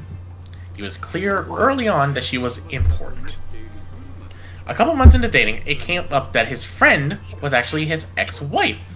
He explained the above to me, saying she was one of his closest friends and that it was purely platonic. I expressed some discomfort at him for being so close to an ex, and he told me, "That's fine. If you have a serious issue with it, let me know now and save us some time. I'll choose her. I like you and all, but I've known her for over 12 years and she's one of the most important people in my life. See, You'll have to be okay with that if you want us to be a thing." See, that right there. That right there. Completely. Wait, hey, right. what? That's Hold the fucking phone. To your current wife. No, they were still dating at that time. They were still dating. Oh. They were Yeah, no, still a couple dating. months into what the dating. fuck? A couple months into dating. Yeah, They weren't this married absolves yet. him of anything because he straight up told her what the deal was. Anything after that is her fault. And he even says like, "It's fine, but if you want us to be a thing, then you're just gonna have to be okay with it. Yeah. You don't have to necessarily be full on agreeing, but don't throw a fit over it." Yeah, he told her, if you got a problem with it, tell me now and we can break up right now and we can find different people. He said that. He said that at the start. I want you to remember that. Okay. Okay, I remember the story now. Yes, OP is an enormous little fucking baby. Okay. No. Okay. So I have not read this story before, and I'm outright. Yeah, I'm agreeing with this. When we were engaged, I asked again. He gave me this perplexed look and asked, "Why would us getting married affect my friendships?" Exactly. I sucked it up and went along. I resented every moment of knowing her, especially when we had to be social. She understood some part of him I couldn't. Her husband was friends with mine as well. So it's not like I could use him as an angle. He'd have lunch with the ex, they go to the geeky movies and whatever.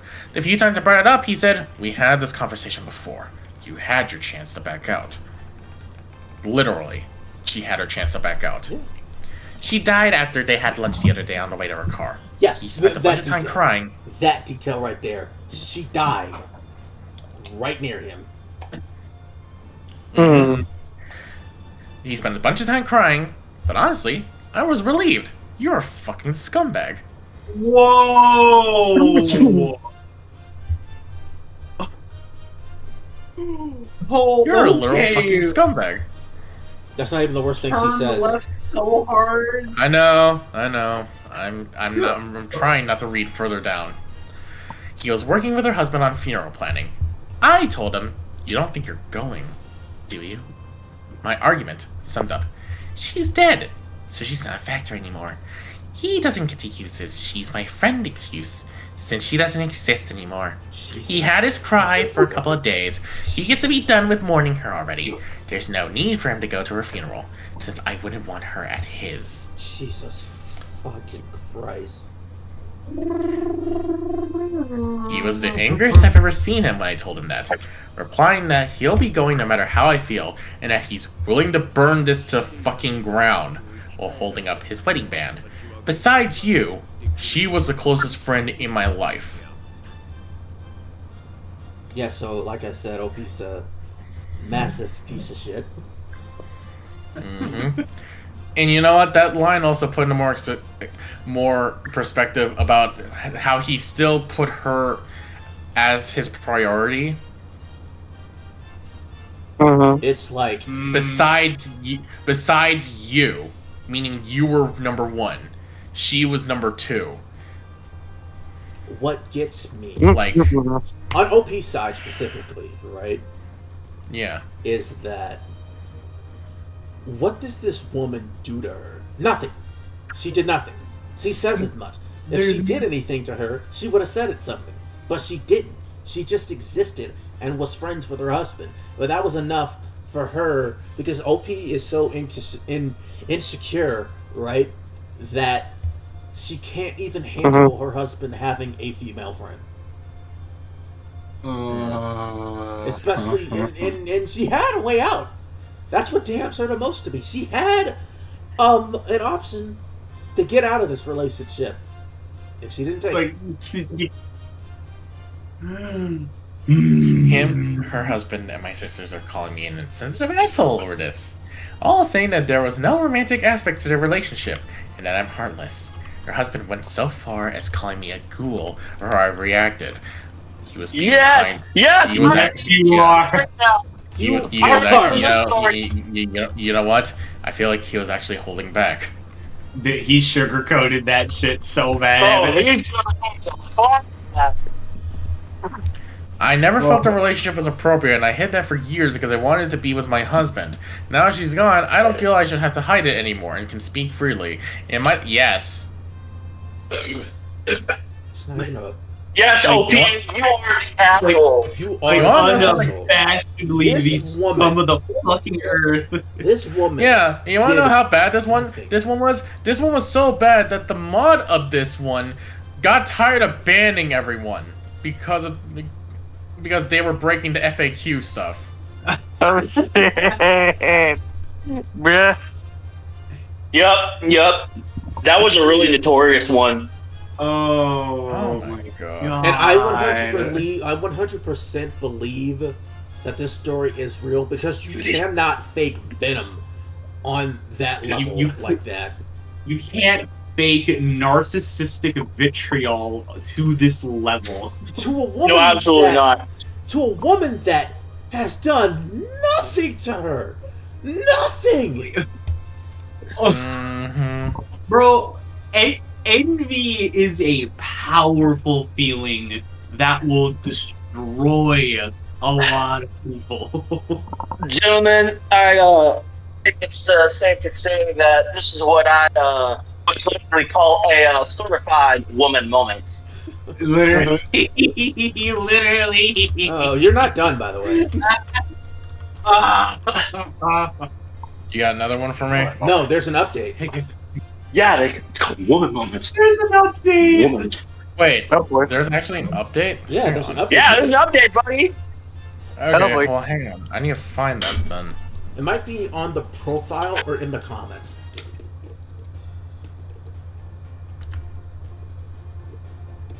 Trying to find it. Oh shit.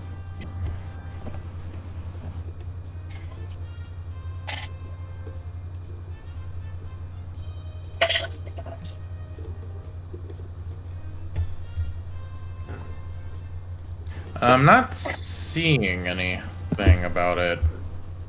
Let me look it up more.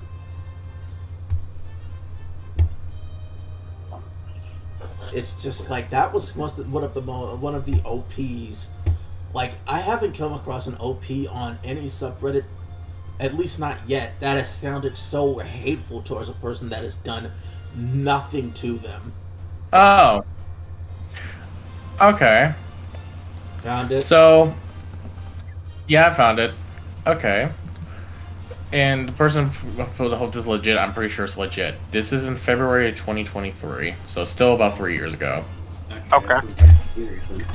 We've been together for 10 years, but he's choosing to end all of that because of how I reacted to his ex-wife's stuff.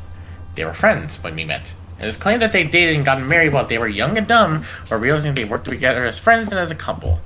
He told me if I wanted a relationship with him, I needed to say she'd always be a part of his life. He'd do things like go to geek movies with her, and sometimes her husband. They do their tabletop gaming, all of which I found boring. He and I had a mostly happy marriage, I thought. But I had to deal with her presence and pretending she and her husband were friends. Pretending she and her husband were friends. Wow. Mm-hmm. I hated her, and when she died, I was relieved. I didn't want him going to his funeral, saying now that she was out of his life, he was done with her. I was called cold and callous for wanting to put my foot down. Yes, he went to the funeral, which I was very uncomfortable with. I asked him not to go again, and he just gave me this cold, expressionless stare. She was cremated, and my husband was given a little bit of her ashes in a small urn the size of a pill bottle. I told him it was creepy to have them, and he flipped me the bird.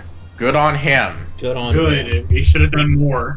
The past month plus of my life had been a nightmare because of her dying. My husband has barely talked to me, and I received texts from nearly all our friends and family calling me a monster, all because someone saw my original post on Reddit and shared it with everyone they could, even people at my job. Many of the posts here were nice in comparison to the things that people I thought were my friend said. What are you talking about? Are you delusional or what? Yes! She is. Notice how she's still blaming the friend, even though it's not her fault. No one told her to post that goddamn Reddit thread. I'm back at Tales back what I missed. Nothing. Not that much. It continues. I was just out of town for several days on a work trip. On Friday, I came home to a partly empty house, his car gone, and a petty-sounding letter saying that we would be getting a divorce. Not that he wanted one. That was going to happen. He had already filed. He said that my post was one of the most hurtful things he's ever read, and that my jealousy of his friendship was insane. He wrote, I fucking watched her die. She was walking by my side when it happened. I have nightmares about it. He said I'd be keeping the house because I don't want to spend every morning waking up to a reminder of the years of lies that was our marriage. He left a list of what he's taking, saying I can keep the rest. His last line was, if it'd been me instead of her, she'd have been there for you in an instant. Remember that. Yeah. I learned he's staying with her husband because that man sent me a long text telling me to stay away from his home, and he regretted ever letting me into his life. My own sister said if she learned I was dating someone, she'd fill him in on what a black-hearted cunt, you're a black-hearted cunt.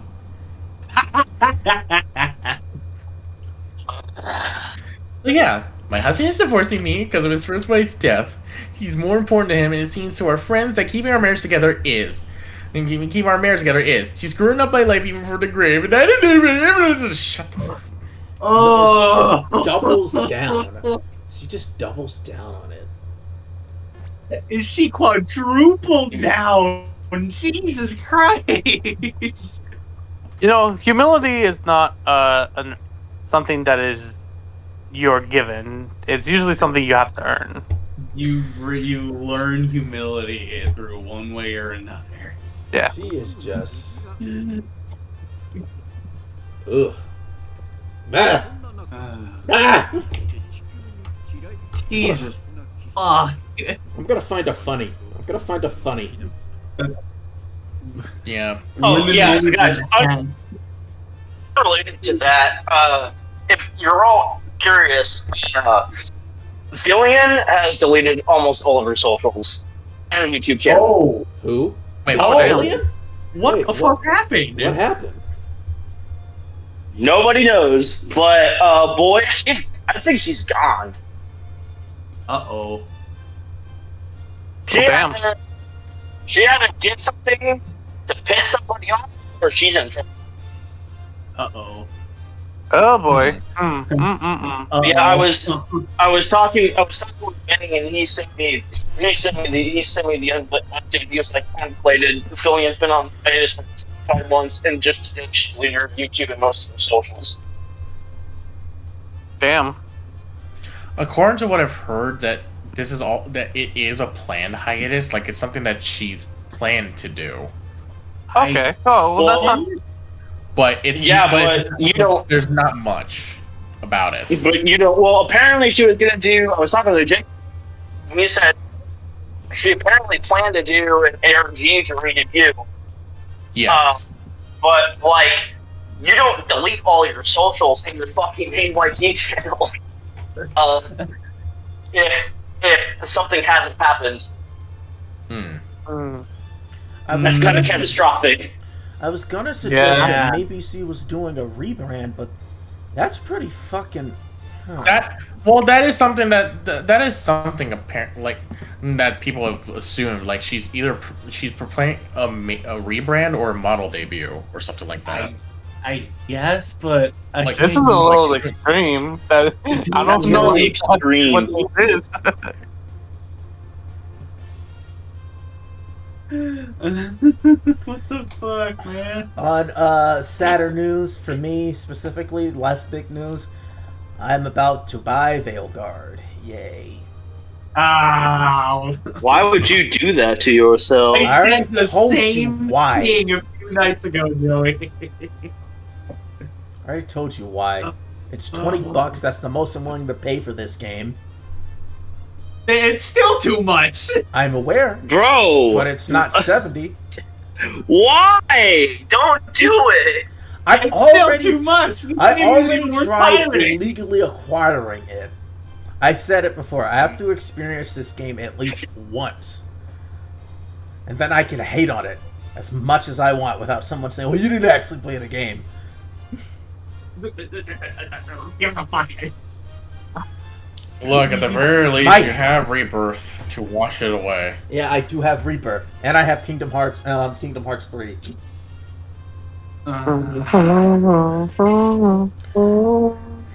Listen, the word hate. Let me tell you how much I've come to hate. Ugh. Still too much money. Still too much. You know, I forgot we were playing a You can Dragon get Ball that game. shit for Yeah, this is a Dragon Ball stream, by the way. I did try that, and it didn't work. I was gonna say you get that shit for free, and you'd still be paying too much. Oh, hi, Trunks. How you doing? Hey, my name's Trunks. Man, that last Reddit story was just wow. That was something. Gonna need the Dragon Ball to bring her back from her. Gonna need the Dragon Ball to make her get over her ego. But this is beyond Shenron's power. You know what? Fuck it. I'm not getting it. I'm not getting Veilguard right now. Final Fantasy 16 is on sale for $19. Also, guys, if you want to be hungry, go look at what I posted in Food and Eating. My brother just sent this to me, and it looks so fucking good. Oh, shit. I just had a big dinner, so let's see. That's eel meat. No way. Oh, what Yeah, the fuck? dude, eel meat is fucking delicious, by the way. But it's just like massive bowl of fucking rice and like a huge fillet of eel meat. I can tell you right now, like, I would fucking destroy that thing. Oh, it looks so good. Oh yeah, true, yeah. What? That's the meat.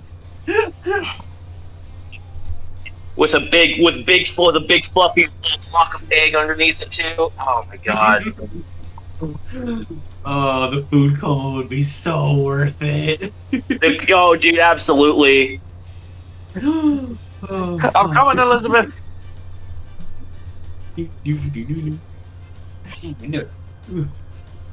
Ah.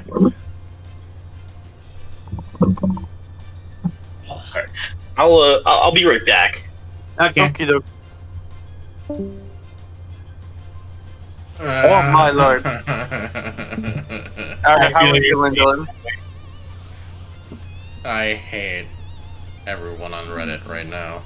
Yep. It is Reddit. Okay. He's back. Man. That was Hey. off my phone and onto my actual computer. Alright. Oh, nice. I'm gonna find another story about Kevin. Oh no. Okay. God almighty, why? Oh, Kevin. Oh, Kevin. All the Kevins are different people. That's just what this said. Brian. Oh, Brian, look out! So I don't have. Oh, shit. So I don't have. So I don't have to do the same voice I did for the first Kevin. You can if you want to. I honestly think that's funnier. But Hi, I'm gonna read this one. Kevin. I'm gonna read Hi, this one. Kevin. Joy, do you want to read this one? Oh boy. I'll read this one. Okay, Why not? Let me share it. Send it to me, and I'll open it up on the old computer. Oh shit. Yeah, this was the right one I was Oh, looking shit. for. Oh no. Oh, boy. Here it is. All right. Let me check this out. This isn't too long. All right. I fired Kevin after one day of amazing stupidity.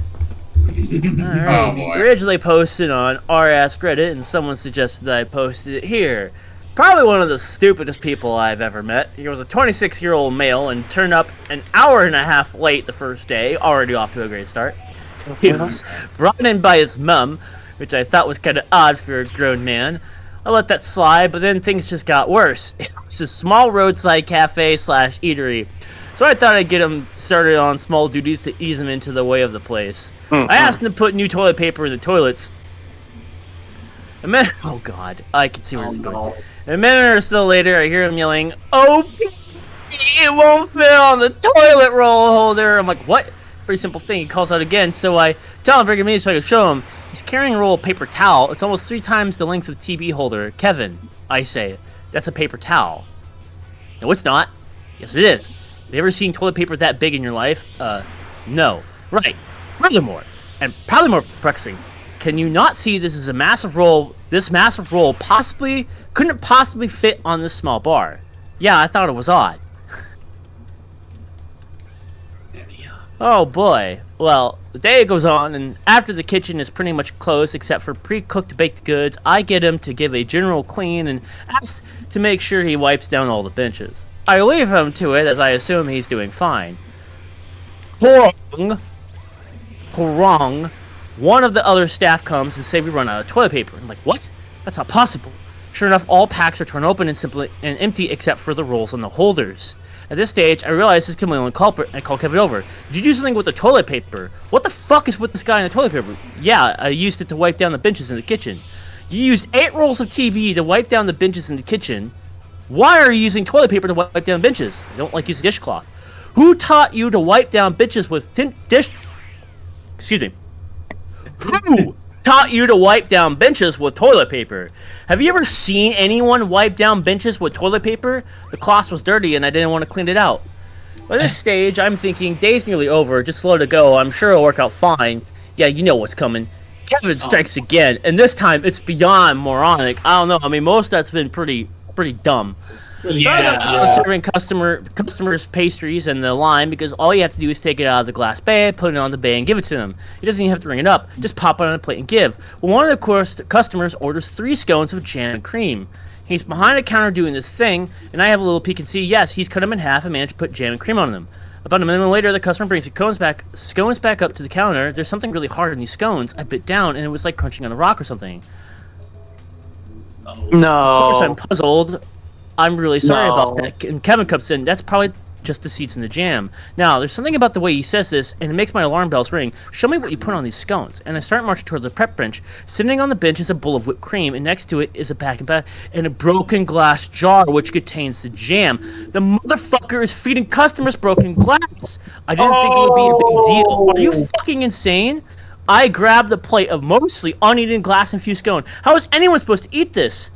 To my utter amazement, he proceeds to eat them in front of me while crunching on glass and flinching every time he does.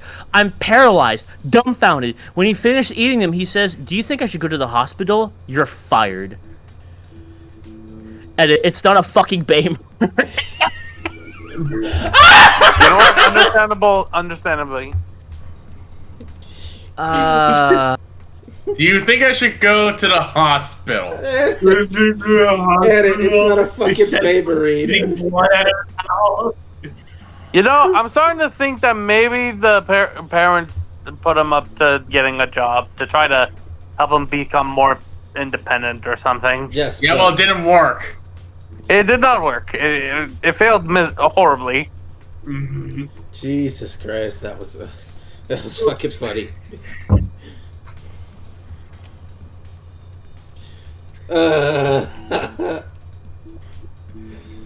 It's the fact that he ate glass that gets me the most.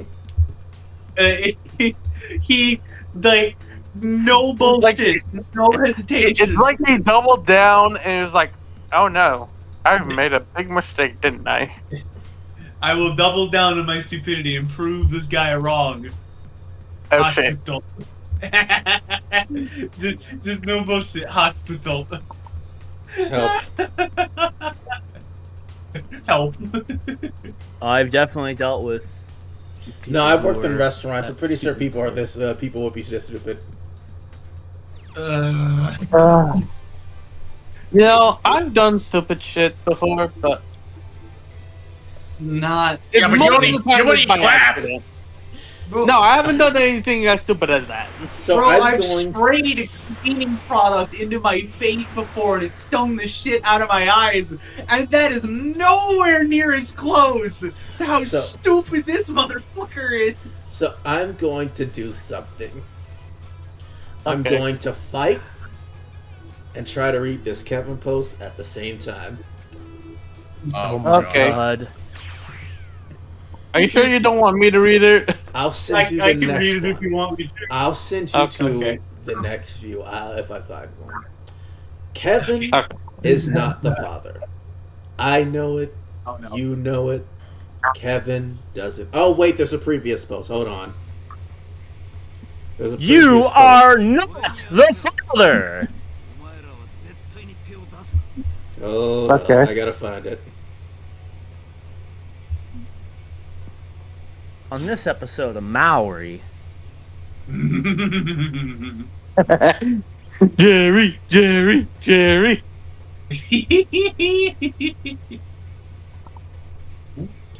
Another deer. Okay. What do you think you're doing here, Android? Yes, well, I wanted to ask about my associate Kevin and whether or not he's the father. Trying to find it. Trying to find the other post. It's gotta be here. We can't read the sequel without reading the prequel. Okay, here it is. This is a story about a Kevin I went to high school with. I didn't know him on a personal level, but we were in the same friend group, so we saw each other quite often. Kevin was an idiot. From 9th to 11th grade, here are some of the things that occurred. We had a pajama day at our school, and Kevin showed up in boxers with a hole in them. And barefoot. No. He was immediately sent home. Kevin once found a snake in the field, stuck it in his bag, and thought it would be an amazing idea to show it to his biology teacher. Oh, hold on. Sorry. Once in an English class, we had to give PowerPoint presentations on someone from Greek mythology. It was a small and simple assignment our teachers gave us for an easy A. Kevin did his PowerPoint on Hercules. based off the Disney movie. He got around 50%. Aw, no. He did. He sold buddy, I his stuff. appreciate. Yeah, Hercules. Disney Hercules is exactly accurate. Buddy to the Kevin, I appreciate the initiative, but no. Yeah, he got a 50% on it. He told our friend that he believed that he didn't think it would matter since it's supposed to be accurate. We shared American history together once, and once during an exam, a question was like, was Thomas Jefferson an advocate against slavery? Kevin wrote somewhere along the lines, yes, because he was also black. Because he thought He must have watched Hamilton or something. Yes, because the actor that portrayed him in the The Hamilton play. Sorry, I'm gonna call all these thugs Kevin now to get my anger out from that ridiculous piece of because of the I- actor that portrayed him in Hamilton. Kevin.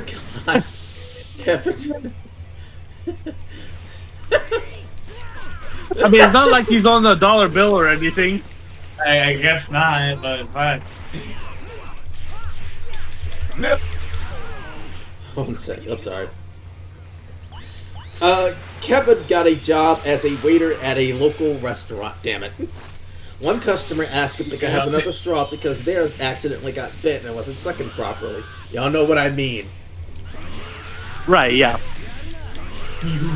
See, I won.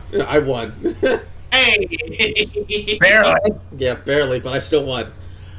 Kevin proceeded to pick up the customer's drink, drink it himself to test it, set it back down, and gave them another straw. Kevin got fired shortly after. Kevin thought ISIS was a country in North Korea. Kevin thought Judaism no longer existed. Kevin decided to streak across the field during a football game wearing a hockey mask. The following Monday, Kevin went to the office to ask for his clothing back. Kevin got expelled right after doing that. I haven't talked to him in a few years, but we're still friends on Facebook. He's gotten himself a girlfriend who's very known for her heroin addiction and is pregnant. God bless that child. Oh my god. Oh no! No, meth baby. And this was a prequel to the other one. It's just a prequel. It's just a prequel. Kevin's got a meth baby. That's Wait, actually, man. Oh. I love how one of the comments is, do you know why he got expelled?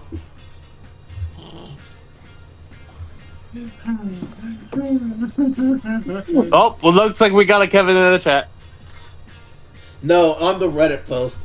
Wow. Wow. Anyway, I'm going to read this one too because it's a sequel. Again, the title is Kevin is not the father. I know it, you know it, Kevin doesn't get it. If y'all have read my previous post on here, I had a high school friend who wasn't the brightest crayon in the box. The story ended with him living with his heroin-addicted girlfriend who's pregnant with his child. That's what I thought. I haven't spoken much to Kevin since he had gotten expelled from school, and our relationship faded into only Facebook updates in each other's lives. The other day, I was speaking to a friend who we'll call Sarah that still keeps in contact with Kevin. He got brought up in conversation, mostly laughing about the ridiculous stuff he did in school, and then I asked what he was up to. Now, here's something I didn't mention in my original post. Back in high school, Kevin vowed himself to celibacy. He didn't want to have sex before marriage. Also, despite how strung out his current girlfriend is, the only drug Kevin ever used was marijuana. I didn't really think of mentioning it in my last post because I figured he might have changed his mind and had sex with his girlfriend. Sarah, you know, the baby's not even his. Wait, seriously? Sarah. Oh no. Yes, he's a virgin. Confused because he posts on Facebook all the time of how happy he is becoming a father. Does he know? Sarah, shaking her head. Nope. He legitimately thinks he got her pregnant. Sarah let me have a moment just to see the astonishment on my face.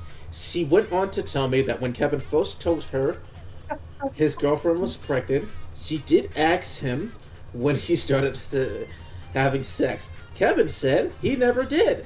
However, they performed oral. Okay. Kevin believes that when his girlfriend swallowed, it impregnated her with his child. Oh man, I don't know who's fucking dumber, this guy or the guy with the fucking DNA test, bro. My God. My brother in Christ, you did not pay attention in biology, did you? A brother even paying attention in biology isn't gonna fix that. I can't tell who's dumber. Sarah and a few others tried to explain to him that's just not how it works. But he's either love-struck or just Kevin. There have been speculations that the true father is a guy who graduated a few years before us. He is black. Kevin is white. His girlfriend is white. She's about 4 months pregnant. I'll update you in a few months. Did we ever get the update? Yes, we do. Update. Wow, y'all really wanted that update. Thankfully, I have one. I wanted to make sure I got all my facts straight before writing this. Kevin and I have spoken a little bit, but we're not as close as we were in school, and he's a sweet guy, so I wanted to word this so I'm not completely downgrading him. Oh shit. Accidentally screwed up. Oh dear. Wait, this is a...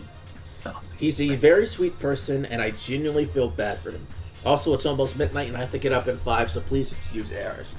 So before I give the results, I need to talk about what's happened over the past 4 months. Kevin's mom and my dad are extremely close, and she told him that she was making Kevin take a paternity test when the baby was born. She wanted to take it during the pregnancy, but Kevin's girlfriend refused. Finally, Kevin did get suspicious about how hostile his girlfriend was being, and they got a court order. At this point, Kevin had kicked her out of his apartment until he confirmed the child was his, and she moved in with some random guy.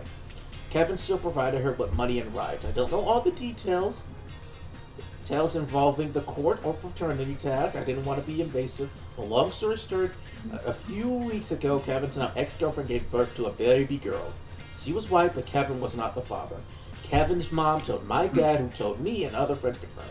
I didn't want to intrude on Trevor because I knew it was hard for him, but I told him I was sorry and tried to cheer him up. I don't know who the father is. I don't even think his ex-girlfriend knows. The ex-girlfriend still claims Kevin is the father, but is a deadbeat piece of shit who doesn't want to be a good father. I and a few Fuck her, dude. Like, Bitch! Yeah. you knew Kevin was fucking not the brightest shell in the box, but you jumped the poor bastard. Man's. Yeah. I and a few You're like, others oh yeah, called her baby, out. oh yeah, baby, this baby gonna be yours. I and a few others called her out on her numerous Facebook lies, but was then blocked. Kevin slowly pulled himself together. I think he's doing a lot better. He definitely feels like a dumbass, but he's doing good. The other day was at the FaceTime. He was trying to move jam toast from the toaster with a butter knife, so, you know, there's that. I stopped him from continuing to do it. That's good. That's it.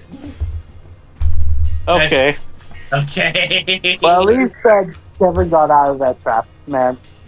Yeah, he saved himself from a really toxic bitch. Okay, who wants to read this next one? I'm not going to tell you what the title. Okay, I guess that's. I can do it since like y'all have. Well, besides Lucas has read one. Alright, so Lucas I'll take can my- read the next one. You go first, Brian. I'll read the last one. All right, I'll take. Let's see. All right. Let's see here. Kindly read the title out loud. All right, so another story from Kevin. It says, "How not to ask a girl to the sweetheart dance." XXL. For some reason, I don't know what that means. Some of you are living the dream right now in high school. All the dances, the fear of asking that one person to the dance. Friends providing all kinds of advice. Some good, some bad. and some advice that are never meant to be even considered. But this wouldn't even but this wouldn't be a story about Kevin if they followed all the good advice, right? Nope, this is a story about my good friend. Oh, I'm guessing this is a fake name, Skip, who is a Kevin through and through.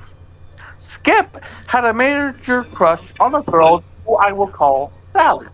Sally was that girl who had all the things, had all the right things.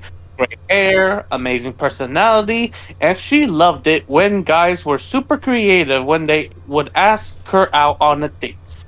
The more creative, the more you had her attention. It was getting close to Valentine's Day. Time for the dance we called the Sweethearts Ball. Skip desperately wanting to ask Sally to the dance, but couldn't come up with a creative enough way to ask her. Myself and our friend were popping off suggestions while at lunch. Okay, now it's going to quotes. Okay. So me, dude, you could always send her some roses and say my heart would be like these roses in full bloom and full of life. If you go to the sweethearts dance with me, friend one. No, dude, send her a bag of M&Ms and say it would be so sweet if you would go to the sweethearts dance with me. Friend two, this is where the problem starts. Lol, dude, you should toilet paper her card and say it would wipe me out if you went to the sweethearts dance with me. Bruh. Friend number three. Kind of cute. Okay. Friend number two is a troll, I'm guessing. Okay. Friend number three. Dude, that's stupid. Why not just pour a heart shape on her lawn with gasoline and light it on fire and say my heart would go up in flames if you went to the sweethearts dance with me? Seriously? Toilet paper, dude? No. Just walk up and say, I'm shy, I'm bashful, but I could overcome all of this if you went to the sweethearts dance with me. But Chip, listening to all of this, had his mind clamped around. Oh, hold up, I'm gonna need to mute the stream because it's actually kind of just going on. Yeah, sorry. Okay. No, you're fine. Okay. Oh, hold on. Let me find my place again. Sorry. But all right. So Skip, listening to all of this, had his mind clamped around one thing that was mentioned. I'm sure at this point, some of you have already figured it out. The one he chose to do. This was all on a Friday. None of us were present when Skip asked her. However, we did see the aftermath. Here are the events that followed. Monday, Sally avoided Skip like he's a psycho avoided him. Tuesday, Skip started to behave irregularly, very nervous and looking over his shoulder. Wednesday, Skip's name is called over the intercom system before classes start. Wednesday, about 10 minutes later, principal office calls myself and a couple of friends. We are told to sit outside the office. We hear a loud conversation inside. Me. Dude, what the hell did Skip do? Friend number one. I don't know. I'm not sure how we're all involved here. Friend number two. He did something stupid, I'm sure. Me. Dude, do you think he did the toilet paper thing? Friend number two. No, this is something bigger. Friend number one. Our names had to be dropped sometime, dude. Me. It's kind of freaking me out. About this time, Sally walks up to the office, smirk on her face. She says, have they told him yet? All of us totally confused. Friend number one. Told him what?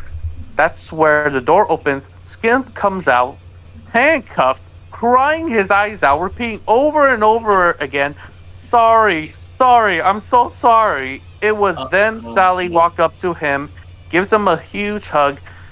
Sally, oh, by the way, yes, I will go to the sweethearts ball with you. Our jaws. We're all thinking, what the fuck just happened? They uncuffed him. He has the what the fuck look as well. The fire marshal then walks out laughing.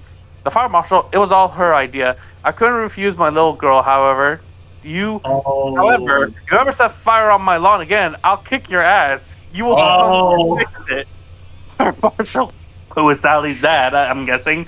And 3, stop putting ideas into his head. He will clearly do anything you guys tell him to do. That was okay. the thing we found out. go on, Sally's sir. father was the fire marshal in our county. He and the sheriff gave him a thrashing for setting fire to his front yard with the heart shape burning in the grass, and a sign by the front door saying, "My heart will go up in flames if you went to the sweethearts with me." I mean, It was a really good movie. We all it's had a very memorable way to ask someone. Hey, at Oh, least good news. this one. Skip and Sally have been happily married for 23 years now. Oh my Hey! god. This one at least ended on a happy note. That's crazy. Yeah, I know, right? Thank God it did. All the ideas he left up to them. That was the one that was like, oh yeah, this will definitely win her heart. It's Look, Nothing it's can Kevin. possibly go wrong here. Crazy for you. Give me a sec, Lucas. I'm not gonna send you a story Alright. about Kevin thing. I'm gonna send you a today I fucked up. Oh no. Oh boy. Oh wait, never mind. It's not about Kevin. It's about Skip. It's about Skip. Yeah. Completely Skip- different. Skip is alright. Oh my God. Okay.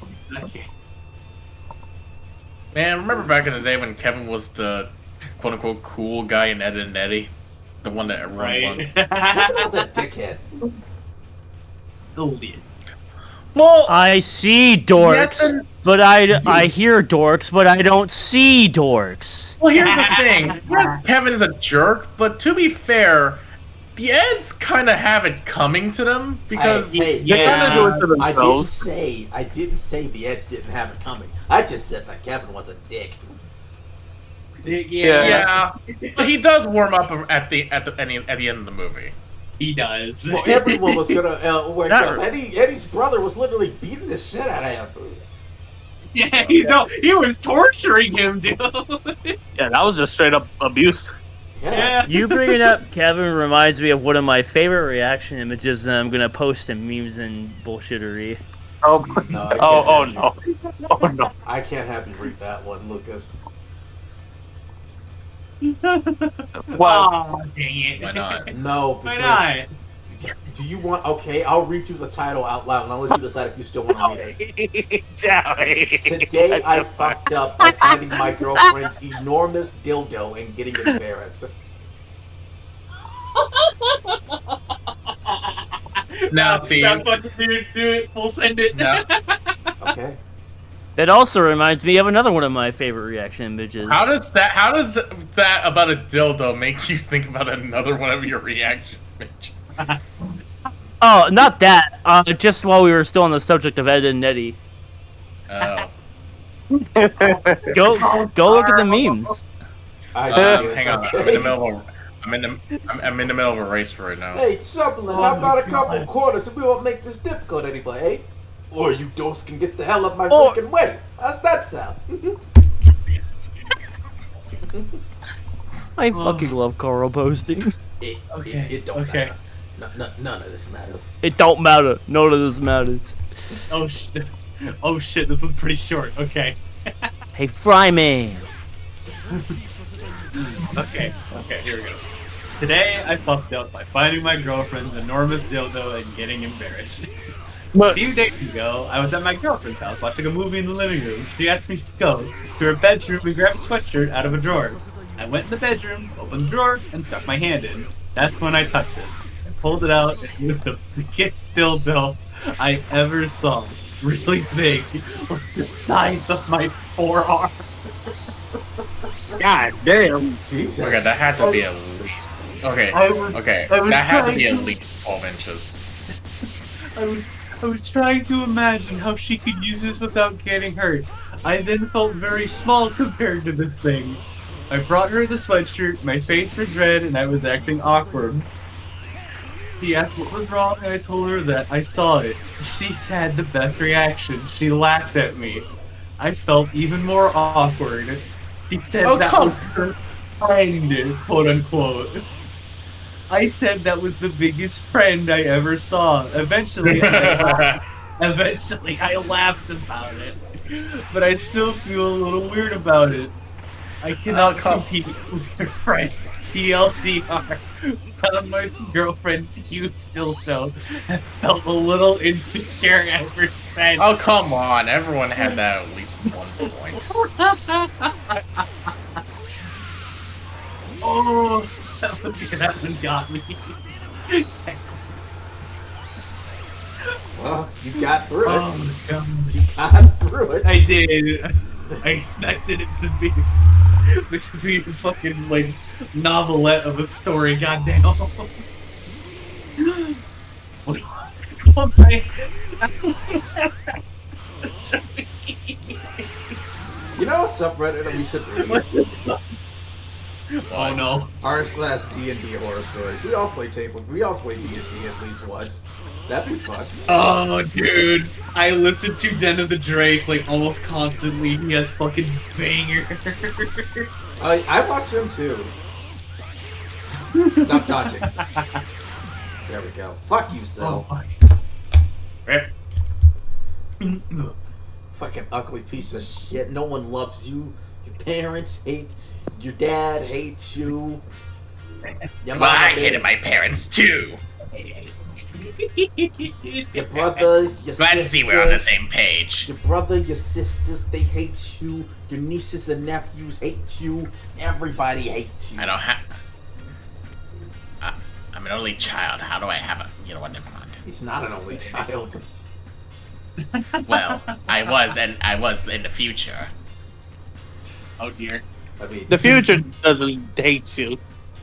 yeah, the Future future doesn't hate you enough. I'm Cell. I'm perfect Cell. Fear me. You know, I don't feel quite perfect yet. Maybe you can help fix that. Oh Jesus Christ. Stranger danger, stranger danger. I am the Exactly. stranger, and I am the danger. I am the one who knocks.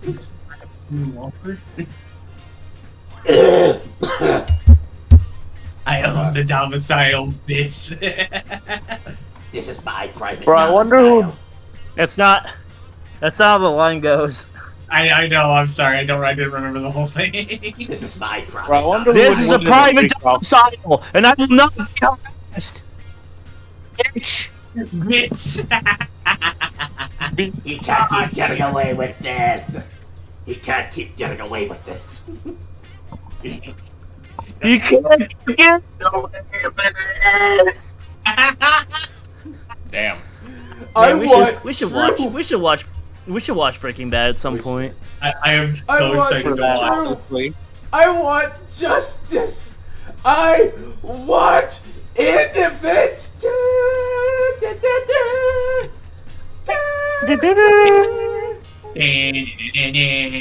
Hold up, I'm finding another Reddit story. Hold on. Tabletop. One of my favorites of that was still season 2 when Mark meets why am I blanking on his name all of a sudden? Thanks from Livy. What? No.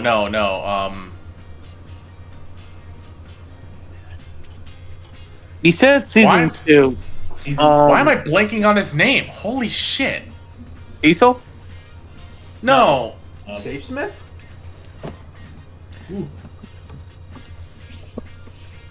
Oh, here you go. What episode are you thinking about? Grab. I wonder. I fucking. Okay, you guys mind if I spin the wheel on who reads this story? I'll put myself on there too, to be fair. Sure. Okay. Alright. Oh, a shame. Oliver! I'm fucking blanking on Oliver's name. Oliver? I blanked on Oliver. yeah, when he met the Yeah, like, when he found out he had a half brother. You Yeah, gotta be fucking kidding me! It's like the writers were like, we have no idea how we could fit this in, but it'd be funny as fuck. Oh my god, I can't believe I blanked on the name for that fucking long. I feel terrible. the little dumbass jit himself. He's Man, but like he was just a pepper baby. He was a pepper baby. Big ass beat down coming up. he's like the anti-Gohan. He is. He's all fight is? but no potential. Oliver from Oh, Invincible. Invincible. Yeah. The half bug Viltrumite. I haven't watched anything from Invincible, and I'm just like, maybe that's a good thing. No, Invincible's good. It's got its I only got problems, freaky but with it the bug. is good. It is. It's a great show, It's a but good it's also show. insane. Yeah, it's fun. The power scaling's whack, though. I will give it that. Yeah. It can that's be one thing about it. distracting at times, right? Distracting, but also very intimidating. Yeah. Yeah. Like in a good kind of intimidating. And I will give shit to the animation, and I blame mostly Amazon for that, for not giving the animators the time and money because they're wasting them with fucking celebs. Yeah. Even for the most minor roles, man. It doesn't make any sense. I still But they love got. my favorite moment from the newer season will always be where's the betrayer? Here. And then Krieg getting his shit absolutely fucked up. Bro, fucking Peter Cullen was like manifesting his favorite Optimus Prime. Thanos was a fucking demon that first part of the war, bro. Oh my They god. just beat the shit out of Krieg like 3 different times. Yeah, I think out of all the Viltrumites, he's the one that got the most fucked up in that. It's fucking gorgeous. I am so surprised his prosthetic eye didn't break once that entire war. It must be saying made of the same shit that Conquest. Oh wait, Oh wait. I was gonna say maybe it's made of the same shit that Conquest's arm was made of, but that got destroyed on Earth the first time. So. Yeah, Mark somehow Mark- destroyed it. Mark destroyed it and then fucked up his arm in the process of doing that. Yeah.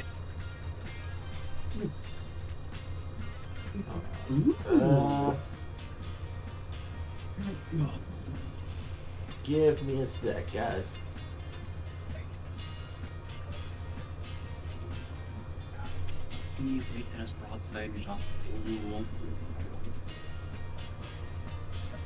Okay. Now the title.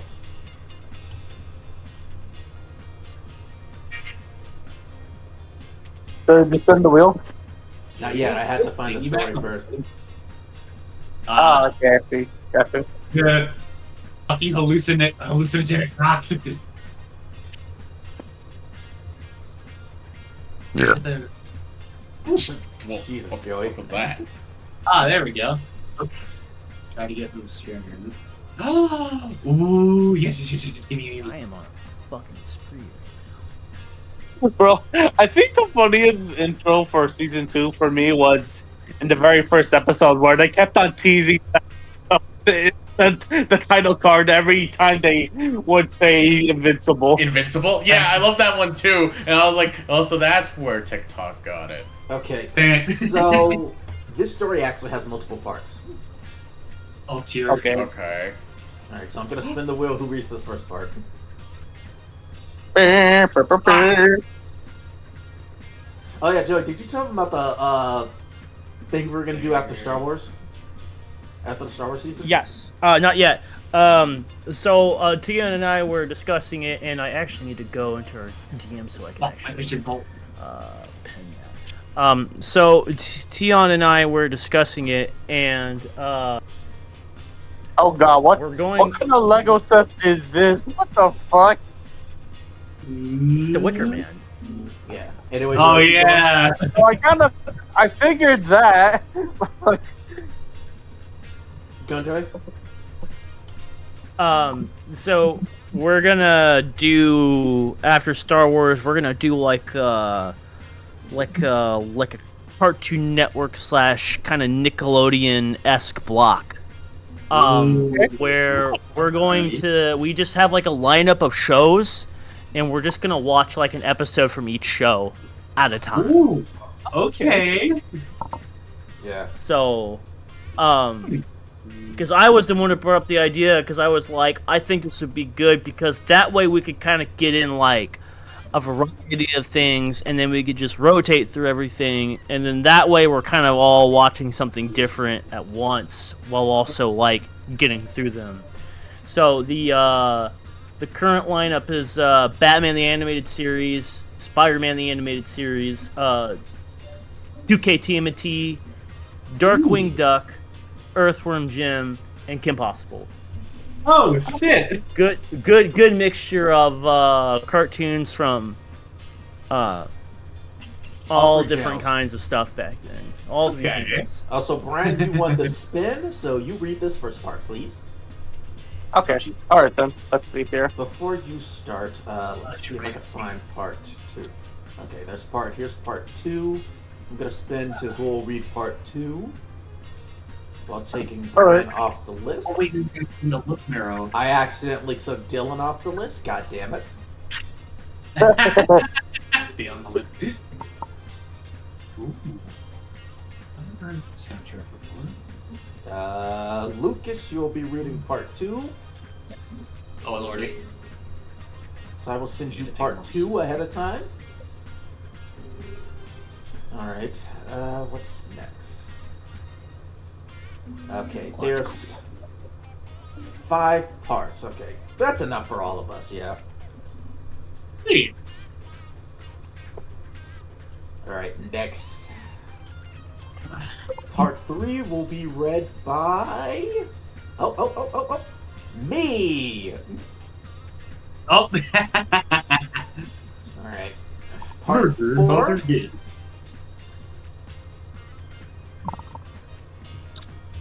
Joey, you got part 4.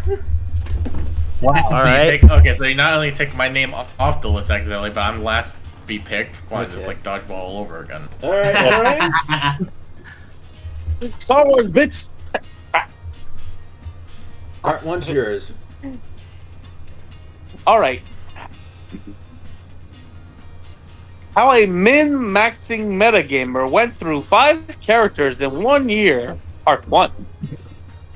Yes, I read that title right. Spoiler for Murder in Baldur's Gate game. Back in college, I had gotten decided to DM my first D&D game. Well, you should have practiced on your English. I was going to run the story Murder in Baldur's Gate, since I had played it in the previous summer, and as a first-time DM, running a published module seemed like the best way to go. For context, we were playing 3.5 at the time, and everyone involved in the game had next to no experience playing any form of D&D. We knew the basics like armor class and skill points and that, but it was understood that we were going to be fast and loose with the rules. And we didn't know because, fuck it, we were mostly here to have fun and not get into the nitty-gritty of the game.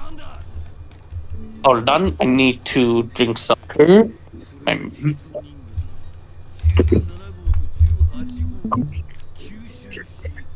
Alright. This is the story of my first encounter with that player. Y'all know the one. There was always one. And boy, do I wish I knew what I know now, because it would have saved us a lot of headaches.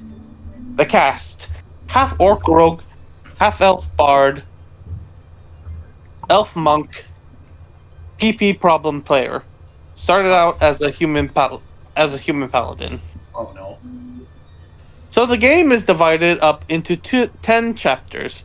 It was extended a bit as the rogue and the bard managed to accidentally summon a devil into the city by accident, as you do. They all managed to kill it with the help of... Oh, it went into dark version. Okay, that threw me off for a second. I guess it's around that time. Okay.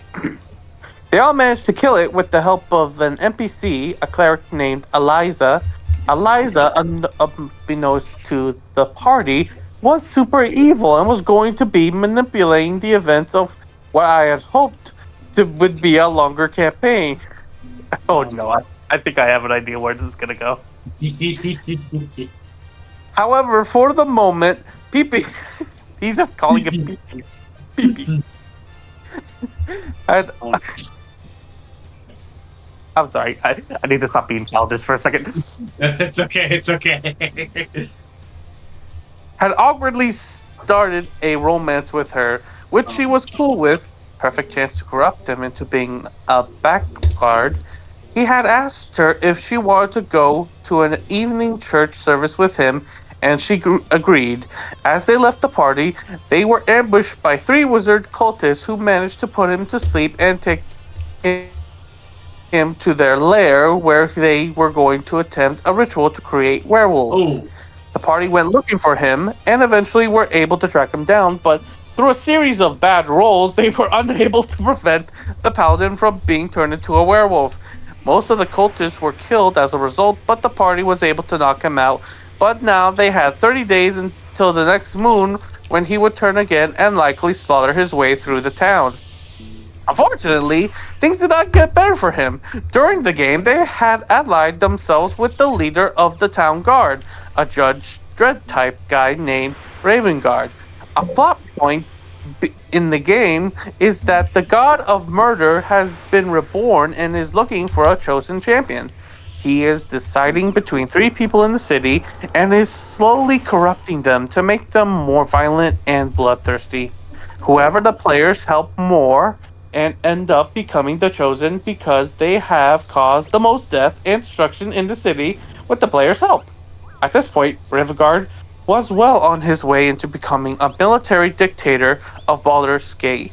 And after this event, with the cultists, one of them being a priest from the main church, he decided, fuck it, time for a coup, and rallied the players and his men to storm the upper city and kill the dukes and the religious leader.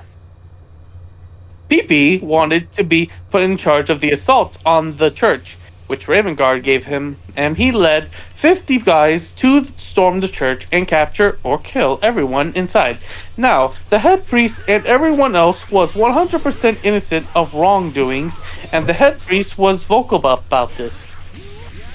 However, the paladin didn't want to hear it and killed him real good, especially when I mentioned that the priest had this lightning mace that was really cool.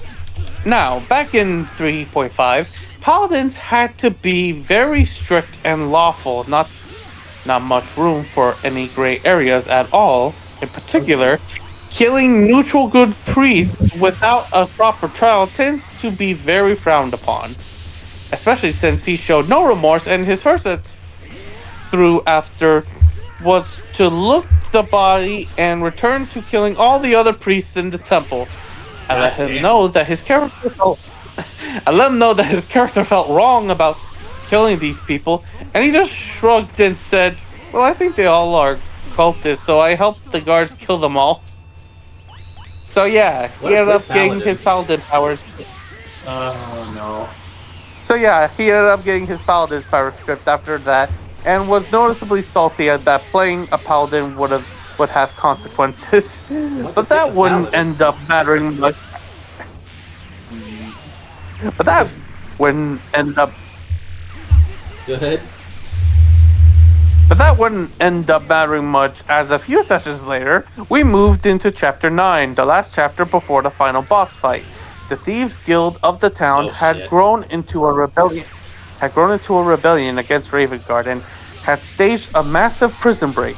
The prison was on a small island 100 feet into the sea and connected to the mainland by a bridge. The party notices this, and the Pee-Pee runs out to assist the guards in stopping the surge of prisoners. To assist the guards in stopping the surge of prisoners, Baldur's Gate. And he is prepared for this. A 16 strength, full plate, tower shield at the ready. He plants himself as the swarm comes to him. He rolls his strength check. 2. The storm rolls theirs. 20. He smokes on the bridge into the water below and immediately starts to drown, weighed down by all his heavy gear, and then he could not make a swim check to save him. For fuck.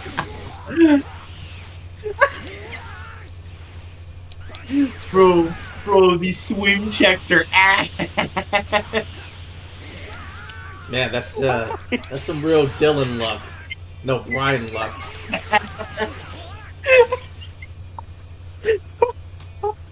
I lost. Brian's fucking dying. You okay, Brad? How the character would just fall off from the bridge and he's driving with the heavy armor on. No, what I'm imagining when he falls off the bridge is that each time he rolls to save himself, right? His character like pops up and just goes back down. Rolling ones and twos, it's like at one point, like a rock falls on his head to take him back underwater.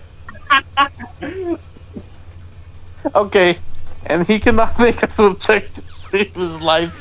He had to roll a 15 to get his head above the water. His rolls 4, 2, 8, 11, 4.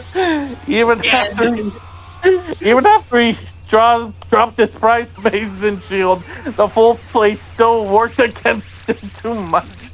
The bard jumped in to help save him, but strength and con were his dump stats. He did 3d6 in order, and the dice were not kind to him, and had to abandon PP to his fate, lest he drowned as well. As a last-ditch effort, PP tried to force his werewolf transformation, but his dice were not working with him, and he drowned. Rest in peace, PP. But I felt bad for him. He was a decent guy, but the dice just fucked him. That's the game. But I did like the thematic ideas that he could Hulk out to save his life and give some payoff to the werewolf curse. So then and there, I made a new rule.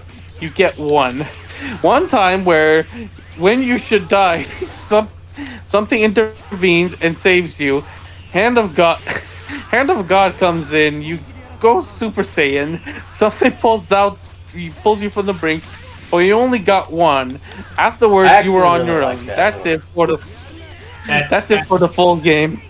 If you die and bring in the new character, and they die, your second character doesn't get that 1. The table agrees, and I told PP that this would activate his curse and get him out, but he would be a werewolf in the town. If he let his paladin die, he could still use his 1 on the next character. He said yes to saving his paladin. Okay, so he got them. Yay! So the party watches as the naked werewolf jumps out of the sea and onto the bridge before turning his claws on the last remaining prisoners who hadn't crossed the bridge. The players had to step in and knock the wolf out in quite an epic showdown. Almost a TPK with much Assassin's Creed of jumping up and off the walls going down. Damn. But they beat the werewolf. Unfortunately, the bard had made it back to the mainland and saw an angry Raven Guard looking at the werewolf. He had known that PP was a werewolf and agreed to let him stay in the city as long as he controlled his form and left before the next full moon. He looks to the bard, who had been brown-nosing the hell out of the Raven Guard, and says, "Kill him."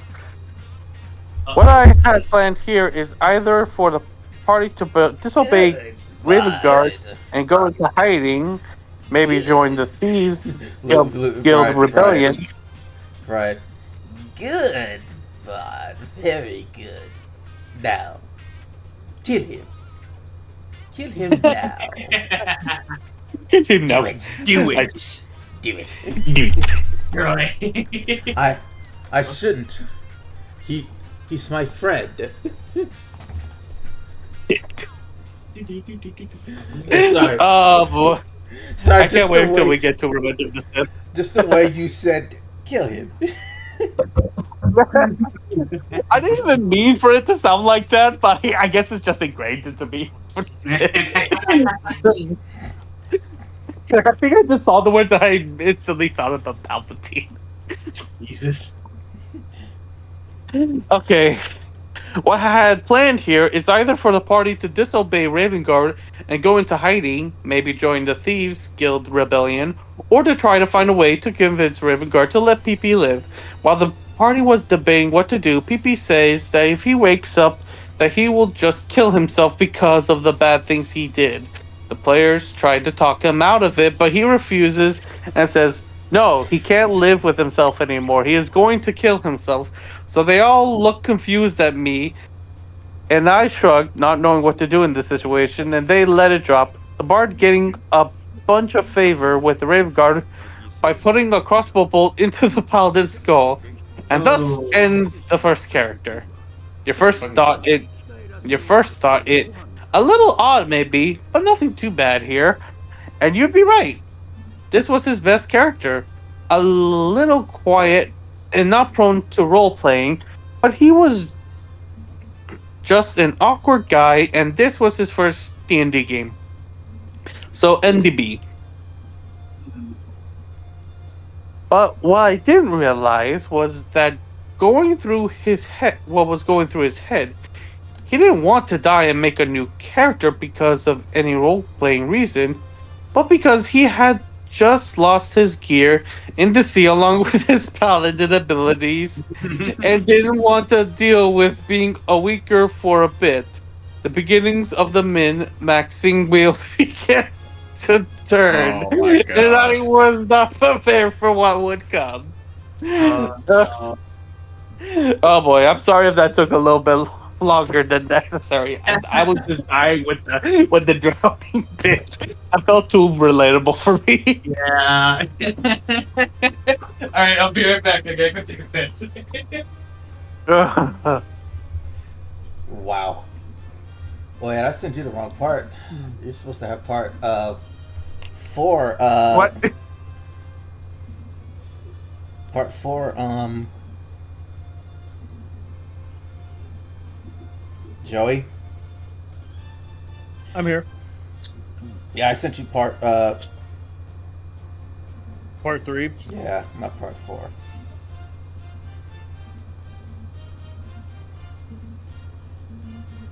Oh.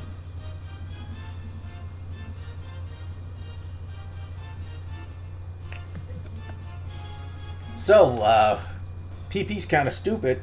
Gets worse. Oh boy. PP. I'm gonna call him. Poor PP. I'm gonna call him Pikachu, like Jennifer Drake did. Alright, I'm back. Lucas, it's your turn now. Oh boy. Alright. How a min-maxing metagamer went through 5 characters in 1 year, part 2.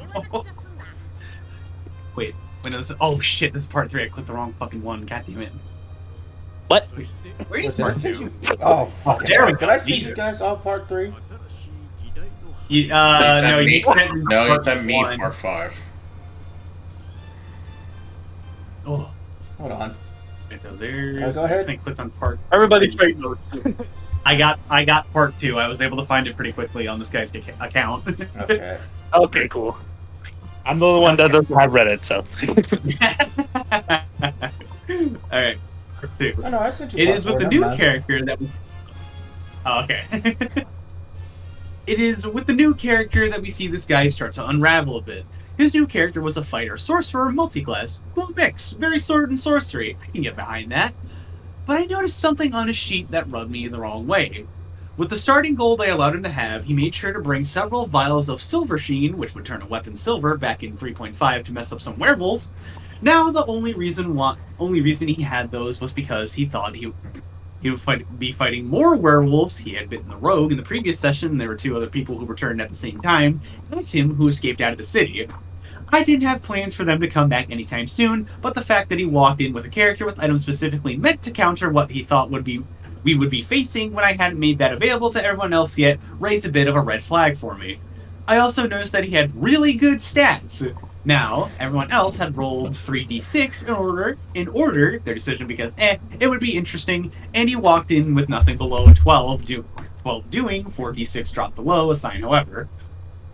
I didn't have a problem with this in and of itself, since I hadn't told them they could do whatever they felt comfortable with within reason, for rolling stats, so I brushed it off as whatever.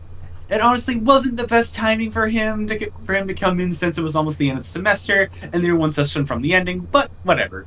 I added in a mini side quest to allow the party to run into him. They were stopping a trio of vampires from stealing a magic mystery box, and PP's character sees a vampire running to ambush the party and joins in to help. Me.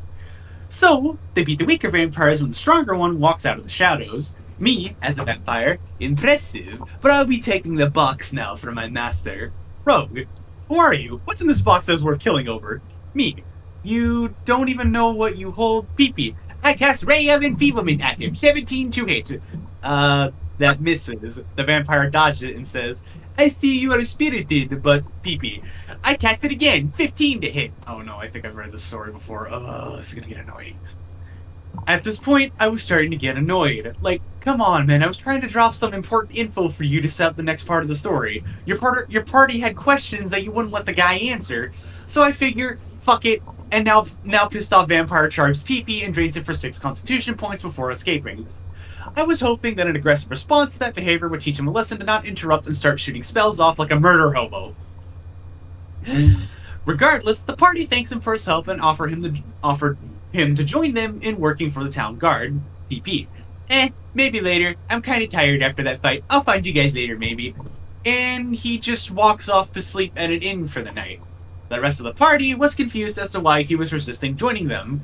It wasn't for character reasons, no one at this table had any kind of backstory that could be summarized in 1 or 2 sentences, but there wasn't anything that they could really do about it, so they just left him. I was confused too, and things were supposed to be happening soon in the game that necessitated him joining the party sooner than later. So, I ended up running a mini side plot where he meets the leaders of the Thieves Guild who gives him some info that he could then take to the party to help them integrate him into the town guards easier. That did not go as planned. Through some bad rolls and poor planning on his part, he was caught by 2 thieves walking directly to the town guard barracks. The Thieves Guild leader was also being corrupted by the god of murder, so they were quick to jump to assassination. When he eventually made it to the town guard HQ, his first words to the party and to Ravengard, the leader of the guards, was, I worked for the Thieves Guild, but I want to join the guards. Now, remember that Ravengard was slowly becoming corrupted by the god of murder. This was making him more paranoid and more prone to violence, and mistrust on top of the city falling apart around him, adding to his stress. So when this guy walks in saying, I'm a spy you've never heard of from the Thieves Guild, his first thought was, this guy is full of crap. But for the sake of plot, I had Ravengard say, the validity of your claims will be seen tomorrow, the party. Will look after you, and if they vouch for you, then I will hear what you have to say. For now, you sleep outside. Okay, rough start. But we are back on track now. So the next day rolls around, and they are given the task of arresting people throughout the city for a massive execution. An easy mission that would be mostly role-playing that would allow PP to get to know the party better and for them to learn about him and to come to like him like they did his paladin. But when the party walked up to the first house, PP, can the rest of the party see me? Me. I guess not if you wanted to be behind them. PP. Okay, I ran away. Me and everyone else. Huh? PP. Yeah, I don't like this town. I turn my back on him and run. Confused silence for about 15 seconds. Rogue. Because did we hear him? Me. Roll a listen check. Rogue, 19. Bottom line, he got away. Faded into the crowd and the party had no responsible way of finding him. Me. So, you left the party. What do you want to do? PP. I leave the city. My character doesn't feel safe here. Everyone wants me dead. Me. Okay. So, back to the others. Not continue with the game. He then starts to angrily erase his character sheet, mumbling about how he spent 3 hours on this, quote-unquote, as if it was my fault he left the party. I think he wanted me to run a side story of him, but I had nothing prepared for anything like that, and I wasn't going to delay or take him away from the other 3 people at my table to make stuff up on the spot for him. And his reasoning for leaving, that his character didn't feel safe in the town? Yeah, that's kind of the point. The town is going to shit, and you need to pick sides if you want to survive. Every character has been put in danger by another group. They've been targets of assassinations by the thieves, extortion from the nobles, ambushed by were-rats. Hell, This guy knows that he's playing D&D, right? Yes, but he wants to be the main character, an issue that a lot of people have. This is main character syndrome 101, and it pisses me off greatly. Okay, where did I leave off on? Oh, okay, here we go. Hell, his last character was abducted by cultists. He knows exactly what his character was getting into with this city. Or, how about the simple question of, why is your character an adventurer if he runs at the first sign of danger? And it's not like there was no safe haven for him. The party went out of their way to be nice to him, and if he had made it through this day, Raven Guard would have just accepted him as a town guard right then. But hey, I'm not going to force you guys to stick together if you want to bail. That is your decision. You can live with it and the consequences. And the kicker? He walked into the session with this new character sheet, and the session began with his old character dying. But he was still salty that his paladin died, since he complained to me that there isn't any party cohesion. No one even tried to save my character.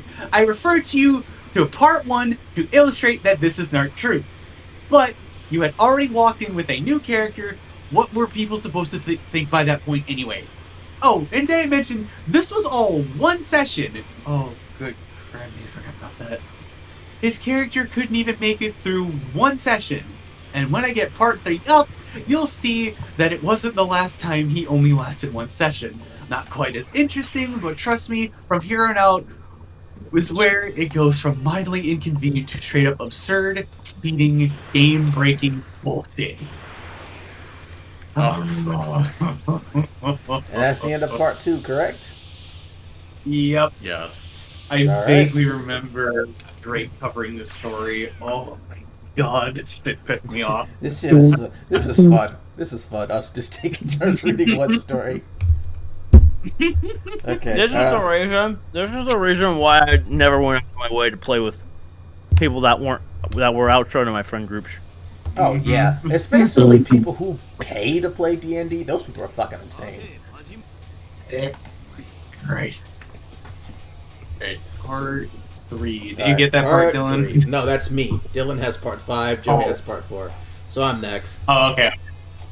Before we get into character 3, I think it's important to understand some of the red flags that I never did.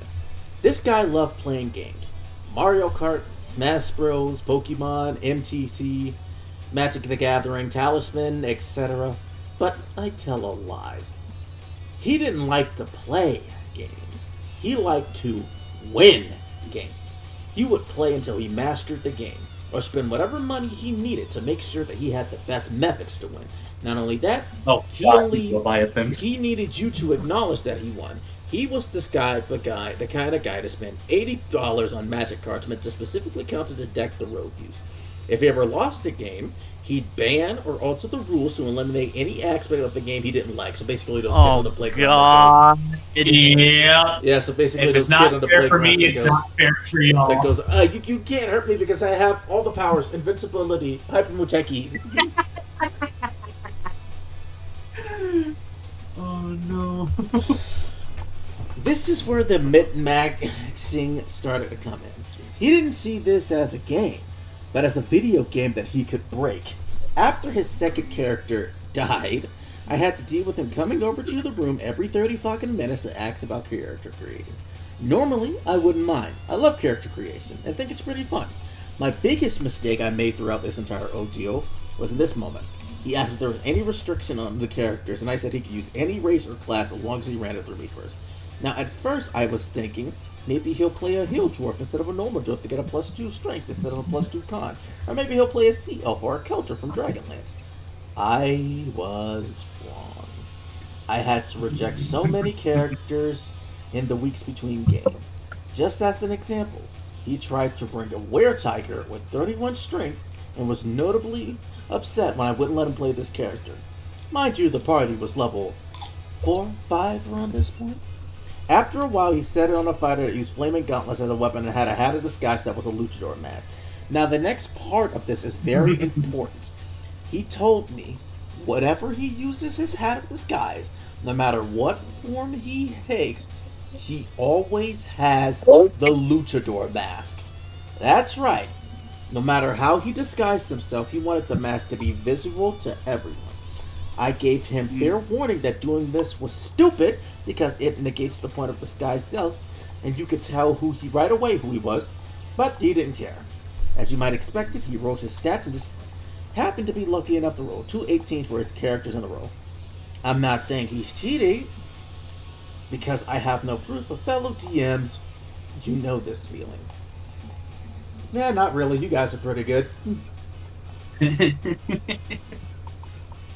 Looking back, I don't know if this was a character meant to disrupt the game, fuck around, or what, but we were out of time. This was going to be the last session of the semester and the ending of Murders in Baldur's Gate. So the session starts with the rest of the party engaged at a pitched fight at the docks. PP walks into town and I give him the scene. The streets are empty, the dock is on fire, and it sounds like a massive fight is taking down place there. His response? I start skipping through the city. Okay, that's odd. Anyways, he makes it to the docks proclaiming, this is what I see in my mind, because I guess his character is insane. Now everyone is helping the town guards and the civilians fight off the Thieves Guild in an epic battle with ships and catapults and fire. The rogue is going on to one with the guild's leader. The bard is in the boat chasing down some guild arsonists, and the monk is manning the catapults and giving order. What does Pikachu do? I disguise myself as one of the town guards! Cool. Are you still wearing the luchador mask? Of course! I walk up to some of the guards! Yeah, okay. You see some of the guards on the fringe of the fighting with their backs turned to you. I walk up to them, spin one of them around, and tell them I am their commander! Oh no. Me.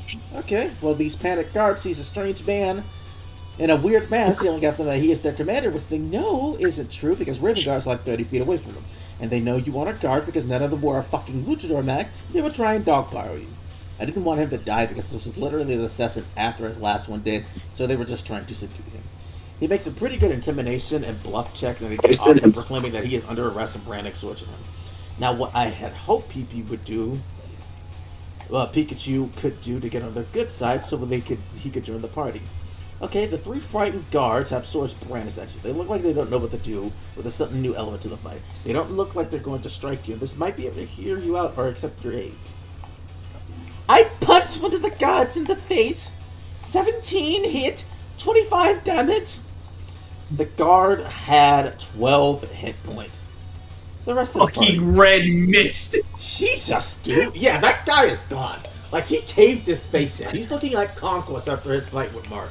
His first fight with Mark. Lol. Just hamburger meat.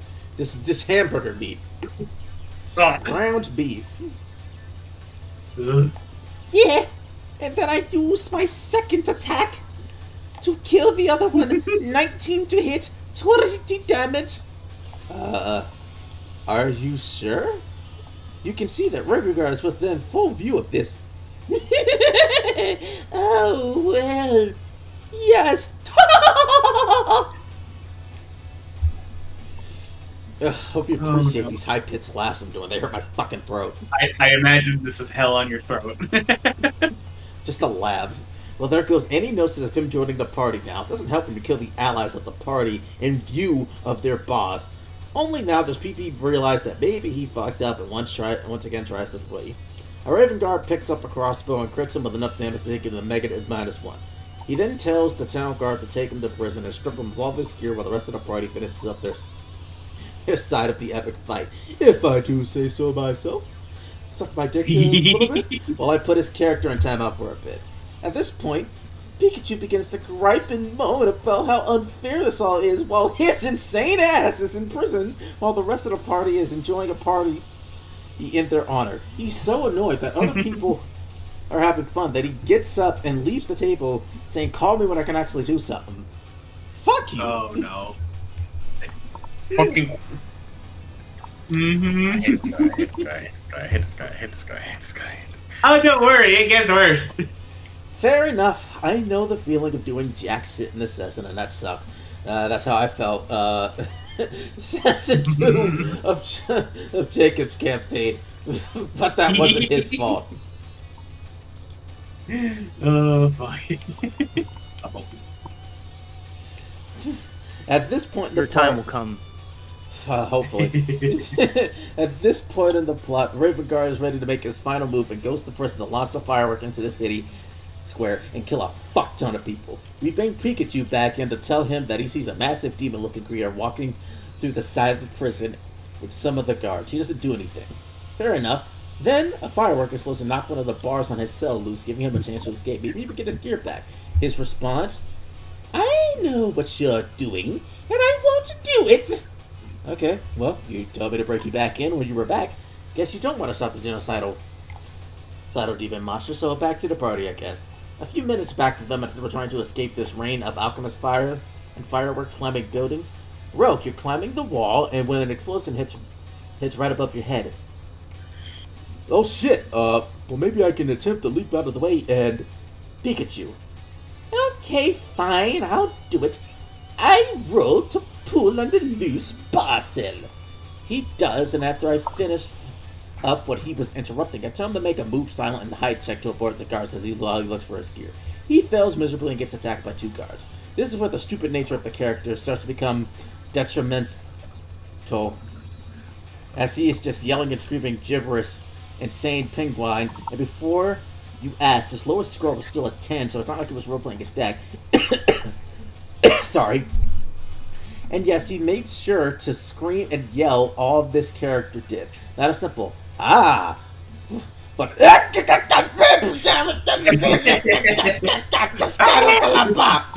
every round for his attack. Yeah, every round for his attack with no strategy or tactics. He goes 2-on-1, completely unarmed, with no armor, without thinking about any kind of strategy, and instead of getting knocked out a round before the party comes in to save his ass. And he ended up needing most of their health potions to get him up to 7 HP, I guess, in character. And I guess in character responds with, "You know, hurts me?" And then he starts shivering and convulsing because he doesn't have a mask and won't stop gibbering about his face and mask like he was some kind of mentally handicapped Rorschach from Watchmen. No, he's just being a mentally handicapped luchador. Luchadors can't take off their masks. Bane with brain damage. So Bane. He takes steroids, man. I know. The rest of the party looks like they're about to shoot themselves just to stop from dealing with this. See, there are character traits, and then there's being fucking annoying. Ruby. Ooh, sorry, I had to clear my throat. That was crazy. You reset the clock here. Eventually, he gets his shit back, and they go to fight the final boss after getting knocked unconscious again by running headfirst into a flaming room with 2 elite guards before the final boss. To be fair, the fight actually goes well. They're all being smart, doing damage, and generally fucking Ravenguard up. Until I start playing Ravenguard smart. He was getting low on HP and wanted to find a way to get away from the party to pick them off one by one. So he's on a ledge from a 50-foot drop. If he jumps from here or throws the mob, that will be some of his problem. That will solve some of his problem. When PP's turn comes... Oh, excuse me, sorry.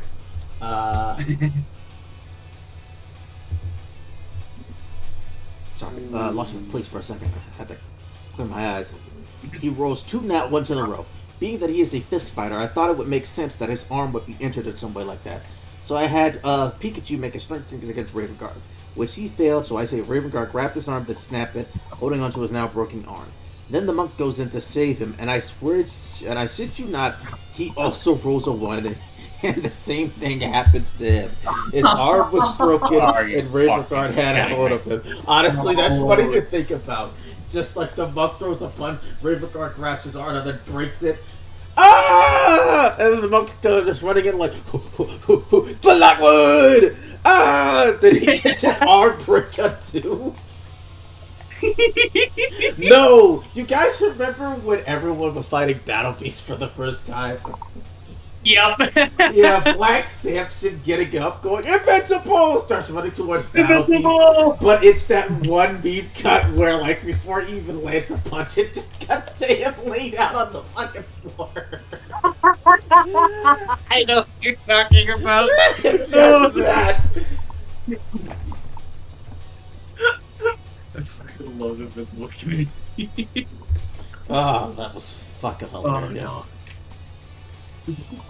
Subtle foreshadowing. Subtle foreshadowing. What the fuck does Black Samson need to do? Anyway. So I had Ravenguard jump off a 50-foot cliff, planning to use the two guys to break his fall. And immediately, this is when the parties act really smart. The rogue starts to Assassin's Creed wall slide his way down, and the bard jumps off the ledge while menacing to impale Ravenguard, forcing him to let go of PP and the monk. The monk uses his slow fall to mitigate the damage, and the bard uses his ring of feather fall. The rogue tried to jump to catch PP. It didn't work, so PP face planted into the ground, dropping it to -7 hit points. And dropping. Oh no. The rest of the party had maybe 5 hit points between the three of them, and after that stunt, Ravenguard was fucked up but still alive. The party had a choice: either dogpile on the final boss and kill him ASAP, or go and try to stabilize the weird fucker they just met, who has been acting completely insane the entire session. Needless to say, it was an epic battle, and Pikachu died. Second character was gone in their first section.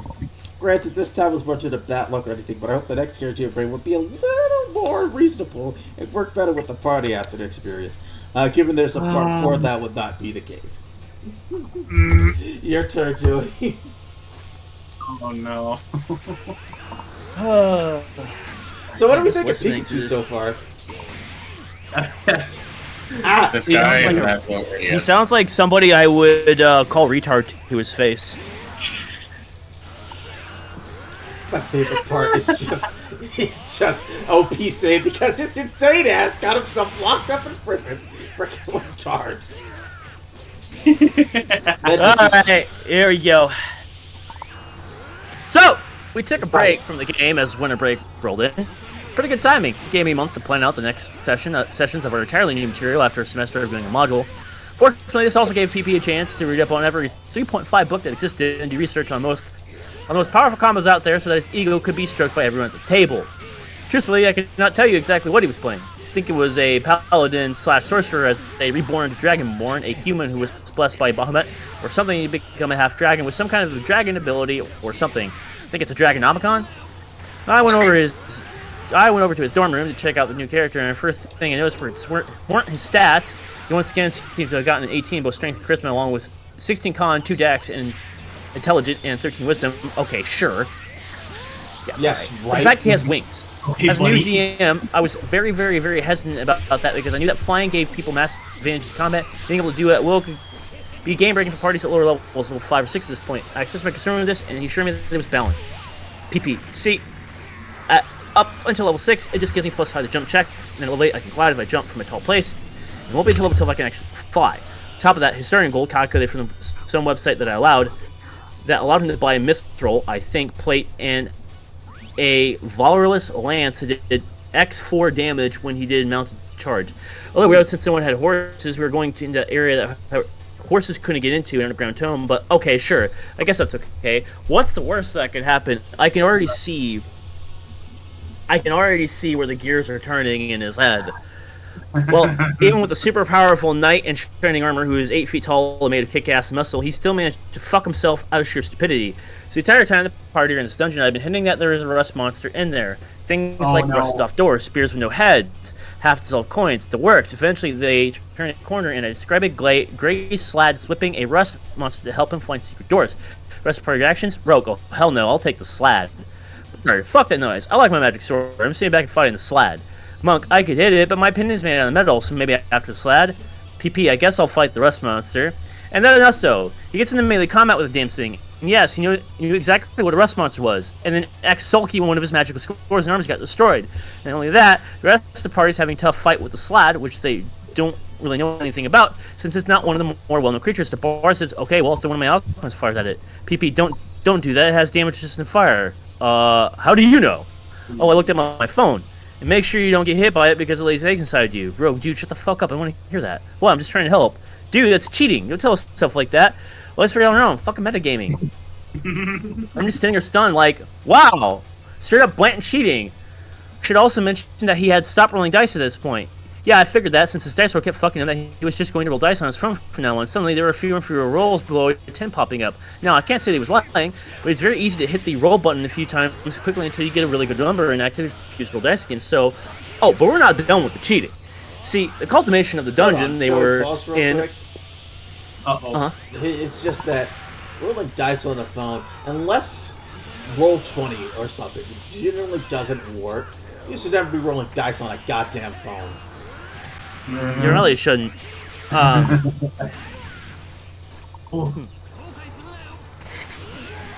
the culmination of the dungeon they were in isn't a cold iron dagger that was important to the rogue's backstory. It was going to be good since the town they had moved to after Baldur's Gate was secretly run by an incubus that they were going to fight, and this dagger was going to be a good way for the party to defeat this.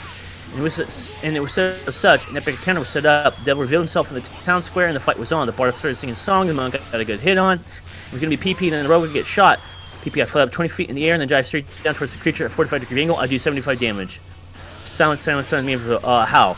Oh, well, because I am flying down at a 45-degree angle, it's like I'm doing a mounted charge. It's not how that fucking works, by the way. It's a roll from the Dragon magazine number, insert number here, so I get X damage because I'm using two hands to do an additional 0.5 damage. But you told me you couldn't fly. Oh, well, after I showed you my character for time, I found a feat that made my wings stronger. Bullshit!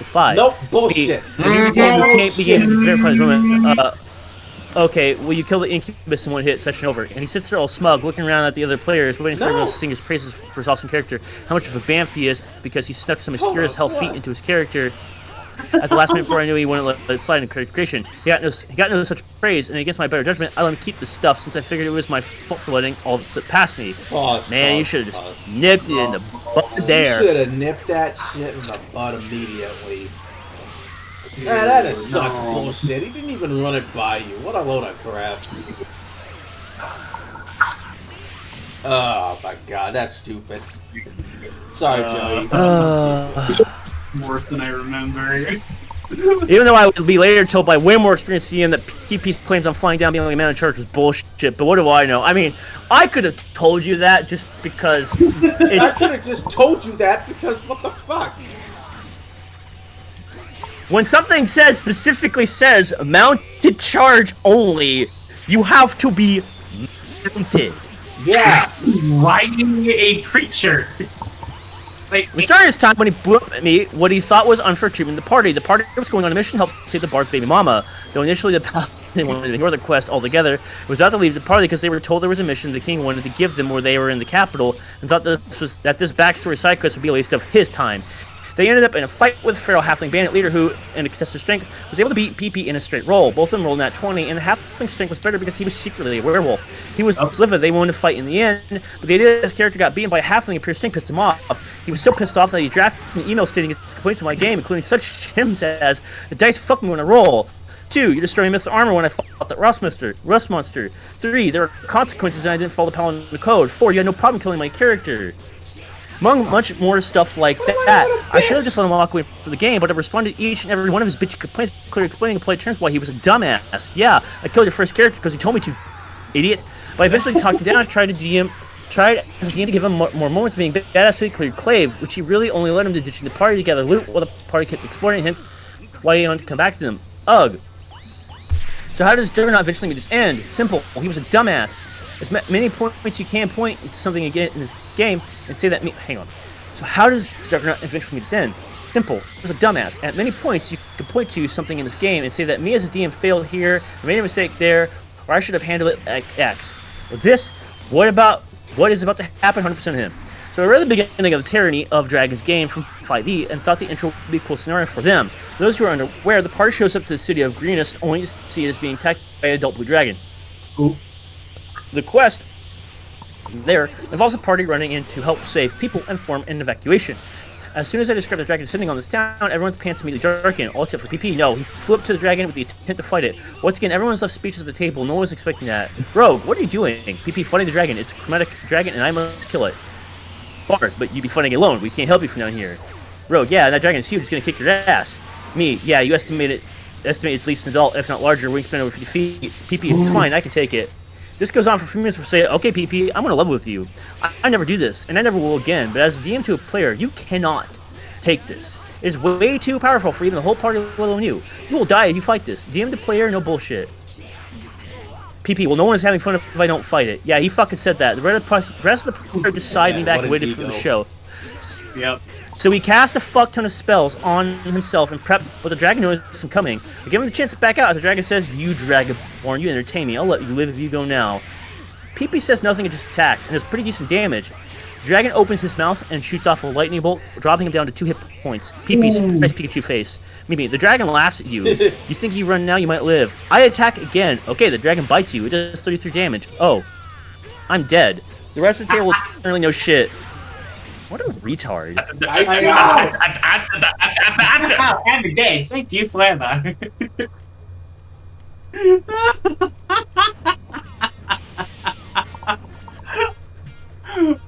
Bro, stubbornness killed this motherfucker so bad. Oh, Please. God. Okay.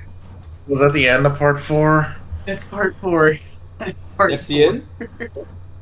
Yep. That's the end. Alright, Dylan. Okay. It's your turn. Finally. Finally! Jesus Christ. This Absolute worst character. dumbass can go to hell. So, on to character number 5. Oh yeah, by the way, we beat Piccolo. Yay.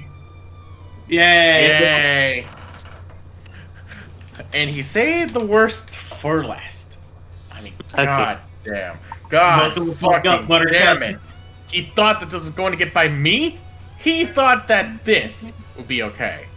Okay, so first, let me preface by saying that I really don't like psionics. They're kind of annoying, and they add a new element to the game that is a massive trope for people to deal with unless you basically say that magic and psionics are equivalent. But on to why you try are one here. in 5e. Wait, hold on. I am No, that- 99% sure that most of you will have no idea what this is. Dylan, pause for a second. Ready? I'm just trying to say something. I think you're reading the wrong story post. No, he's not. Is he? Hang No, on. he's we're not. Fine. Oh, there we go. Yeah, I literally said on to character number 5. Oh, I'm gonna completely different. I clicked on a completely different post. I'm reading along. Sorry. But I am 90% sure you have no idea what this is. You ready? Oh, no. He was an 8th level spell to power erudite / spell thief. The hell is an erudite? Well, and he does give you a link towards what an erudite is. So I guess you really want to know. But Hold on. TLDR. Let me read the stat list just for funsies. So, let me find it. Let me read it. Read it off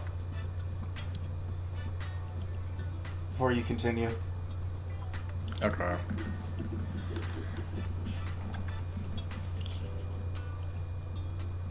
Oh shit! I didn't even break it up. Oh. It just brought me to Wizards of the Coast.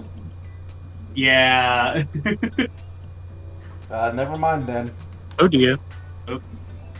Alright. Well, TLDR for that class.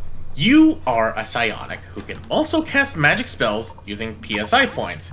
He also has no limits on the amount of spells he can have, but he doesn't gain spells when leveling up. The only way he gains them is he has to make contact with another wizard and learn the spells that they know, and then meditate on them for 8 hours. Okay, kind of weird, but I guess it can work, because I can control when they meet wizards and what spells they know, right? Plus, when he first told me about this and was confused, he says to me, and I quote, "This character will be more of a support character, so that way everyone can share in the glory." So he has potential. He He's learned from his past mistakes of being an attention hog, only concerned with his character being the most awesomest with the biggest stats. I see. He shows up with his character knowing literally over 100 spells. Great. And I don't mean a lot of spells. I mean for the 5 spells he has, 0 to 4th, there are at minimum 20 spells for each level. Yeah, I counted. What the fuck? And his reasoning? I couldn't decide which ones. I couldn't decide which ones. So I got a lot. I read somewhere that you can pay a spellcaster 100 gold or something for them to teach you a spell. So I spent all my starting gold on that. Yeah, no shit, you have a lot. I told him right there, no, this is way too much. And keep in mind that everyone is level 8 at this point. And he thinks that this is what an average level 8 character is like? What the fuck? At this point, I was kicking myself because of what I should have done. Start having penalties for dying. I mean, if your level 2 character dies, whatever. Just make a new one with gear just because it's still probably early enough in the campaign that this won't make a difference. What I've decided to do now, because of shit like this, is when you guys hit level 6, your grace period is over. You die, you start off 3 levels lower than the rest of the party. Not enough to make your character completely useless, but enough that you won't want to have him jump off a cliff just to get a better character. Oh, and he has no stats below a 12. And 3 stats at 16. Jesus Christ. Yeah, he's cheating, obviously. And, we're not done. His character was coming in with like 85 PSI points or something like that. Meaning, under these rules, this level 8 character could cast 85 first level spells. Or 12 4th level spells. How many spells total does an 8th level wizard have? 12. Assuming no other bonuses. Starting to see how this was busted as fuck. So, the party meets him and begins a fight with a super powerful drow wizard and some cultists. BP is a support, right? Well, maybe he casts Bear's Endurance on the rogue, or Stone Skin on the monk. Or he can polymorph himself into a Hydra and cast all the buffs on himself to try and take every bad guy on at once. You know, what?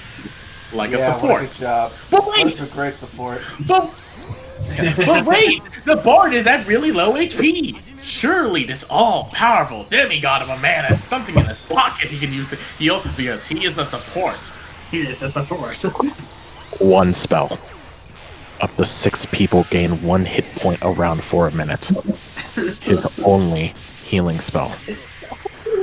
So, in all honesty, him doing that basically gave me full license to have the most powerful drow start throwing fireballs at him, and he couldn't argue it, even when he almost died. So, the party, now including a druid because a new player joined up, head to the capital city of the human world. I was going to give them a few sessions to dick around in side quests there for a bit, and the druid was the best thing that could have happened to this party because he was the same DM who knew immediately that PP was bullshitting a bunch of rules and came on to look after the party. Showed them that they could go do their own things. On his own initiative, he was volunteering at the local hospital and farmed to boost Krot's production with magic. Everyone was having a blast. To give the arcane magic users something to do, I told PP and the bard about the Tower of High Sorcery where they could join the Mages Guild.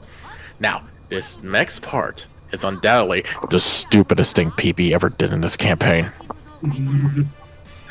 Even worse. Even worse that charging a goddamn dragon. He asked around to see if anyone could make him a ring. He didn't roll great for investigation, so I wanted the students to tell him that he knew a girl who was very good at making rings, but that she was part of the Black Robed Wizards. In case you don't know, the wizards from the Tower of High Sorcery are divided into 3 groups. The good and holy white robes, the thoughtful and neutral red robes, and the black robes, who are evil and deceitful. This is a known fact. A commoner would know this. I had the wizard tell him that he wouldn't trust this black robed wizard. So guess what he does?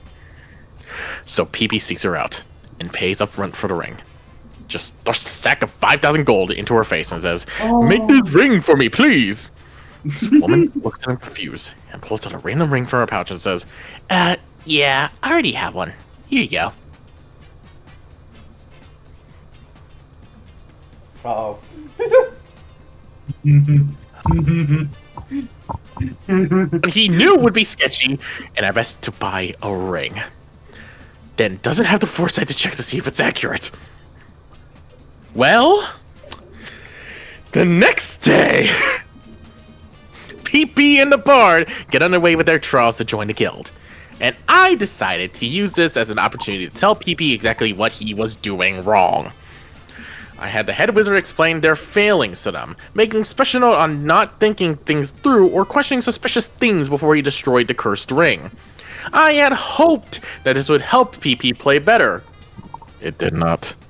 Now, he was pissed at the girl for screwing him, and he wanted to get revenge. Great. Maybe he will have some good role-playing bits and start thinking through ways of fighting off a more powerful wizard. That was not the case.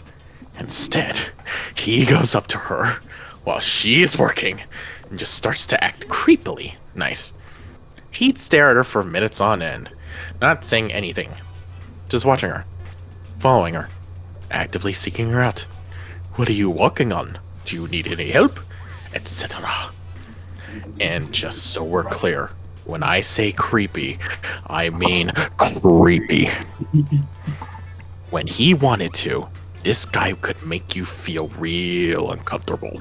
I remember honestly thinking that he might sexually assault this NPC with the way he acted, and would look at me with these wide-eyed, unblinking stares and creepy as fuck serial killer smiles. He never did, and luckily, that was never his intent. He was just a very weird and creepy dude when he wanted to be. And he just keeps doing this for days on end in game. So eventually, she asked him what the hell he was doing. His reasoning. Or no, actually no. Oh, that's how it was. I asked him what the hell he was doing. His reasoning. If I act creepily nice to her, she will either get so annoyed that she will publicly admit her deed and then be hated, or she'll repent, because I took the high road, and then we will be friends. No. Just no. Flaw number 1. If you keep pissing her off like this, why won't she just shove a thunderbolt up your ass? Oh, I did not think about that. Flaw number 2. People already don't trust her. She goes around wearing evil black robes, so her admitting that she did that probably won't harm her that much, if at all. She is publicly known as being evil. And on top of that, flaw number 3. Why would she care if she was hated? Do other evil wizards not do evil things because other people won't like it? Didn't really think that went through, did you, buddy? But if I make a really high diplomacy check, she will become my friend. And I rolled a 30 because of some bullshit. What? Roll the 30. Huh? Joey, there's no 30-side dice, is there? No. The only way to get that would be a D100. No, apparently his modifier was so high he somehow got a 30, which is... What level? No way. Bullshit. Not really how it works. See, this is what the rules say happens, and what would actually happen.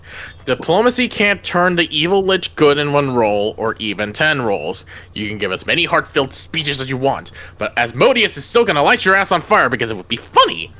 At the end of the day, it's up to the DM, that's me, to decide what would happen, or even if a roll should occur in the first place. This last story is what finally made the party say to tell me that PP had to go or they were going to leave. While they were split up in town, the monk got kidnapped by a group of devils and was being tortured. The druid overheard a rumor about the monk and immediately started searching for him, going back to the rest of the party to let them know what was up. PP was late to the session, so he wasn't here. So the rest of the party had an awesome mission. Sneaking past guards, scaling buildings, and fighting off a massive bone devil. Near the end of the fight, PP showed up and I told him that from the tower high sorcery he could hear a massive explosion. When he got there, he sees the party jumping off of a building, so he runs over there. Their reaction: holy shit, Cicero's framed for murder! We just killed Satan and there are 100 more devils on the way! We need to get out of here! His response: okay, you will know where I'll be. And he left to go back to the Tower of High Sorcery, while everyone else was figuring out what the hell to do and healing the monk. He was learning a new spell. Okay, maybe he's learning a spell that will help the group in their fight against devils. Nope. After the 8-hour meditation session, he says, I will have some supper, then go to bed.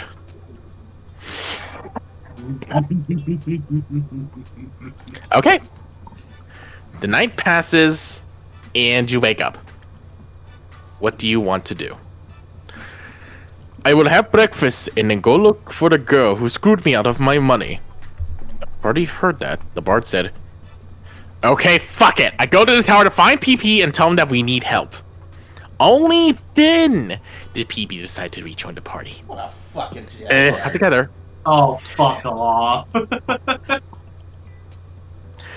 When they all got together, PP got 5 or 6 buffs on himself. And none in the party. As supports do. Now, the whole party the whole party wanted this fucker out. I mean, he literally ditched the party when he knew for a fact that A, they were in trouble, and B, this was the main thing going on in the city. No. His own plot about creepily talking to a girl is more important. No, that's not right. He is just more important. The rest of the party? Just filler. Does he care about them? No, they just get in the way of him killing things and showing how he does 60 damage a turn. Oh, and one more side tangent about his cheating. He's the worst kind of rules lawyers. See, he learned the rules to D&D very quickly. Now, it is always good to have someone who knows the rules of the game on hand, especially if the DM is new. However, you know exactly the kind of person I'm talking about. Actually, can I do this as a swift action and then take a 5-foot step back as a free action, meaning that he can't take any action or else he gets tripped? Except ever since winter break, he's gotten worse. He will make sure everyone follows the rules to a T, jumping down their throats if they do something illegal. But if the rules do anything to harm him, then he conveniently forgets about it. Let's look at a few examples, shall we? Because he is a spell thief with the Master Spell Thief feat, he could steal up to level 3 spells when he was level 7. But he stole level 4 spell at one point. So I asked him about it. He said, well, this feat lets me use my character level instead of my class level when stealing spells. Right. And a level 7 spell thief can only steal level 3 spells. They can't steal level 4 spells until level 8. Oh, I didn't know that. Right. I guess the basic math of your level divided by 2 equals level of spell you can steal was a bit much for you. This guy's a fucking dumbass. Another instance was his usage of meta magic in the game. The way it worked in 3.5 was, depending on the spell effect you wanted to use, like extending a spell's duration, it would raise the spell slot needed to cast that spell. So casting invisibility on yourself for 24 hours would be the level of invisibility plus 7 levels for the new effect. The other DM pointed that out to me. So I went back and did a read-up on the Erudite class, since I wasn't entirely sure if he was using meta magic or meta psionics to accomplish most of the abilities he was using. But when I read it, I noted that they specifically couldn't use any meta magic feats. So maybe it was meta psionics.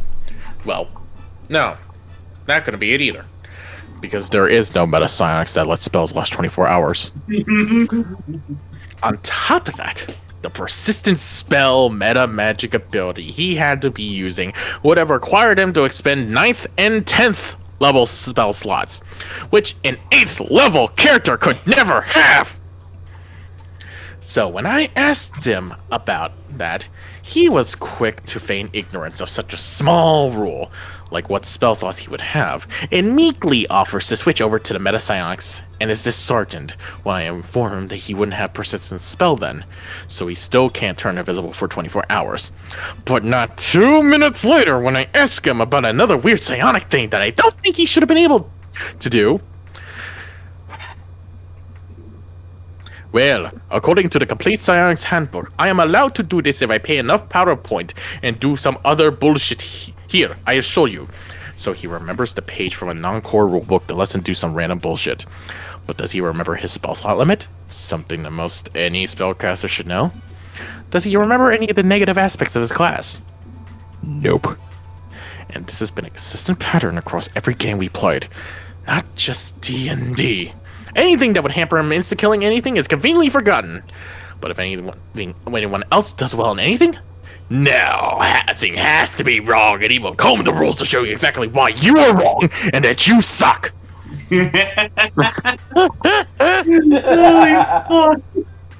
This was the final straw. His selective memory when it came to the rules, along with his broken-ass character and his complete disregard to the party, just got to be too much. At this point, either he didn't know what he was doing wrong, in which case, I can't help you, or he did know what he was doing, in which case, fuck you, you're an asshole. I finally nutted up and told him not to come back to any more games. And that was it. 5 characters in 1 year before he was booted from the goop. Goop. That's what it ended up being. Goop. 5 broken and busted characters. The deck stacked in his favor with magic items and super obscure classes and feats, and he still lost 4 characters. The rest of the party still on their first with their 3d6 in order. It goes to show, D&D is not a video game where higher numbers means you're better than your party. There is actually one more story with him getting kicked from another game I would be in, but that will be a separate story and a much, much, much shorter story. Oh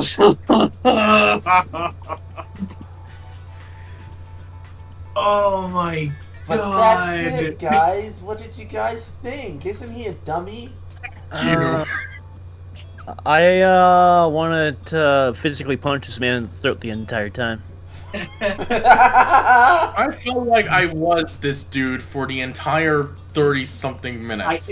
Dylan, I could feel you like losing strings of sanity and patience as we kept going. What can I say? I find myself easy to slip into a role, especially when that role is incredibly annoyed at this stupid-ass motherfucker. What would you guys say? Because I'm gonna end the stream soon. What would you guys say was your favorite story we read today? Oh fucking hell! I don't even know. I mean, the Kevin stories were at least like ridiculous and funny.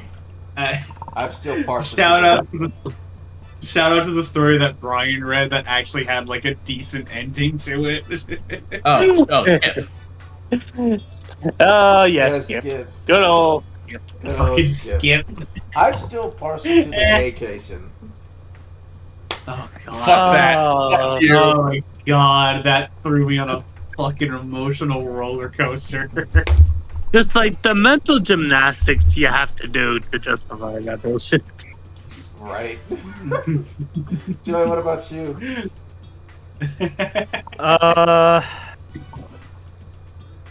God, I'd probably say maybe the oh my god, there is an actual part 6. What? We can read that some other time. Okay. Okay.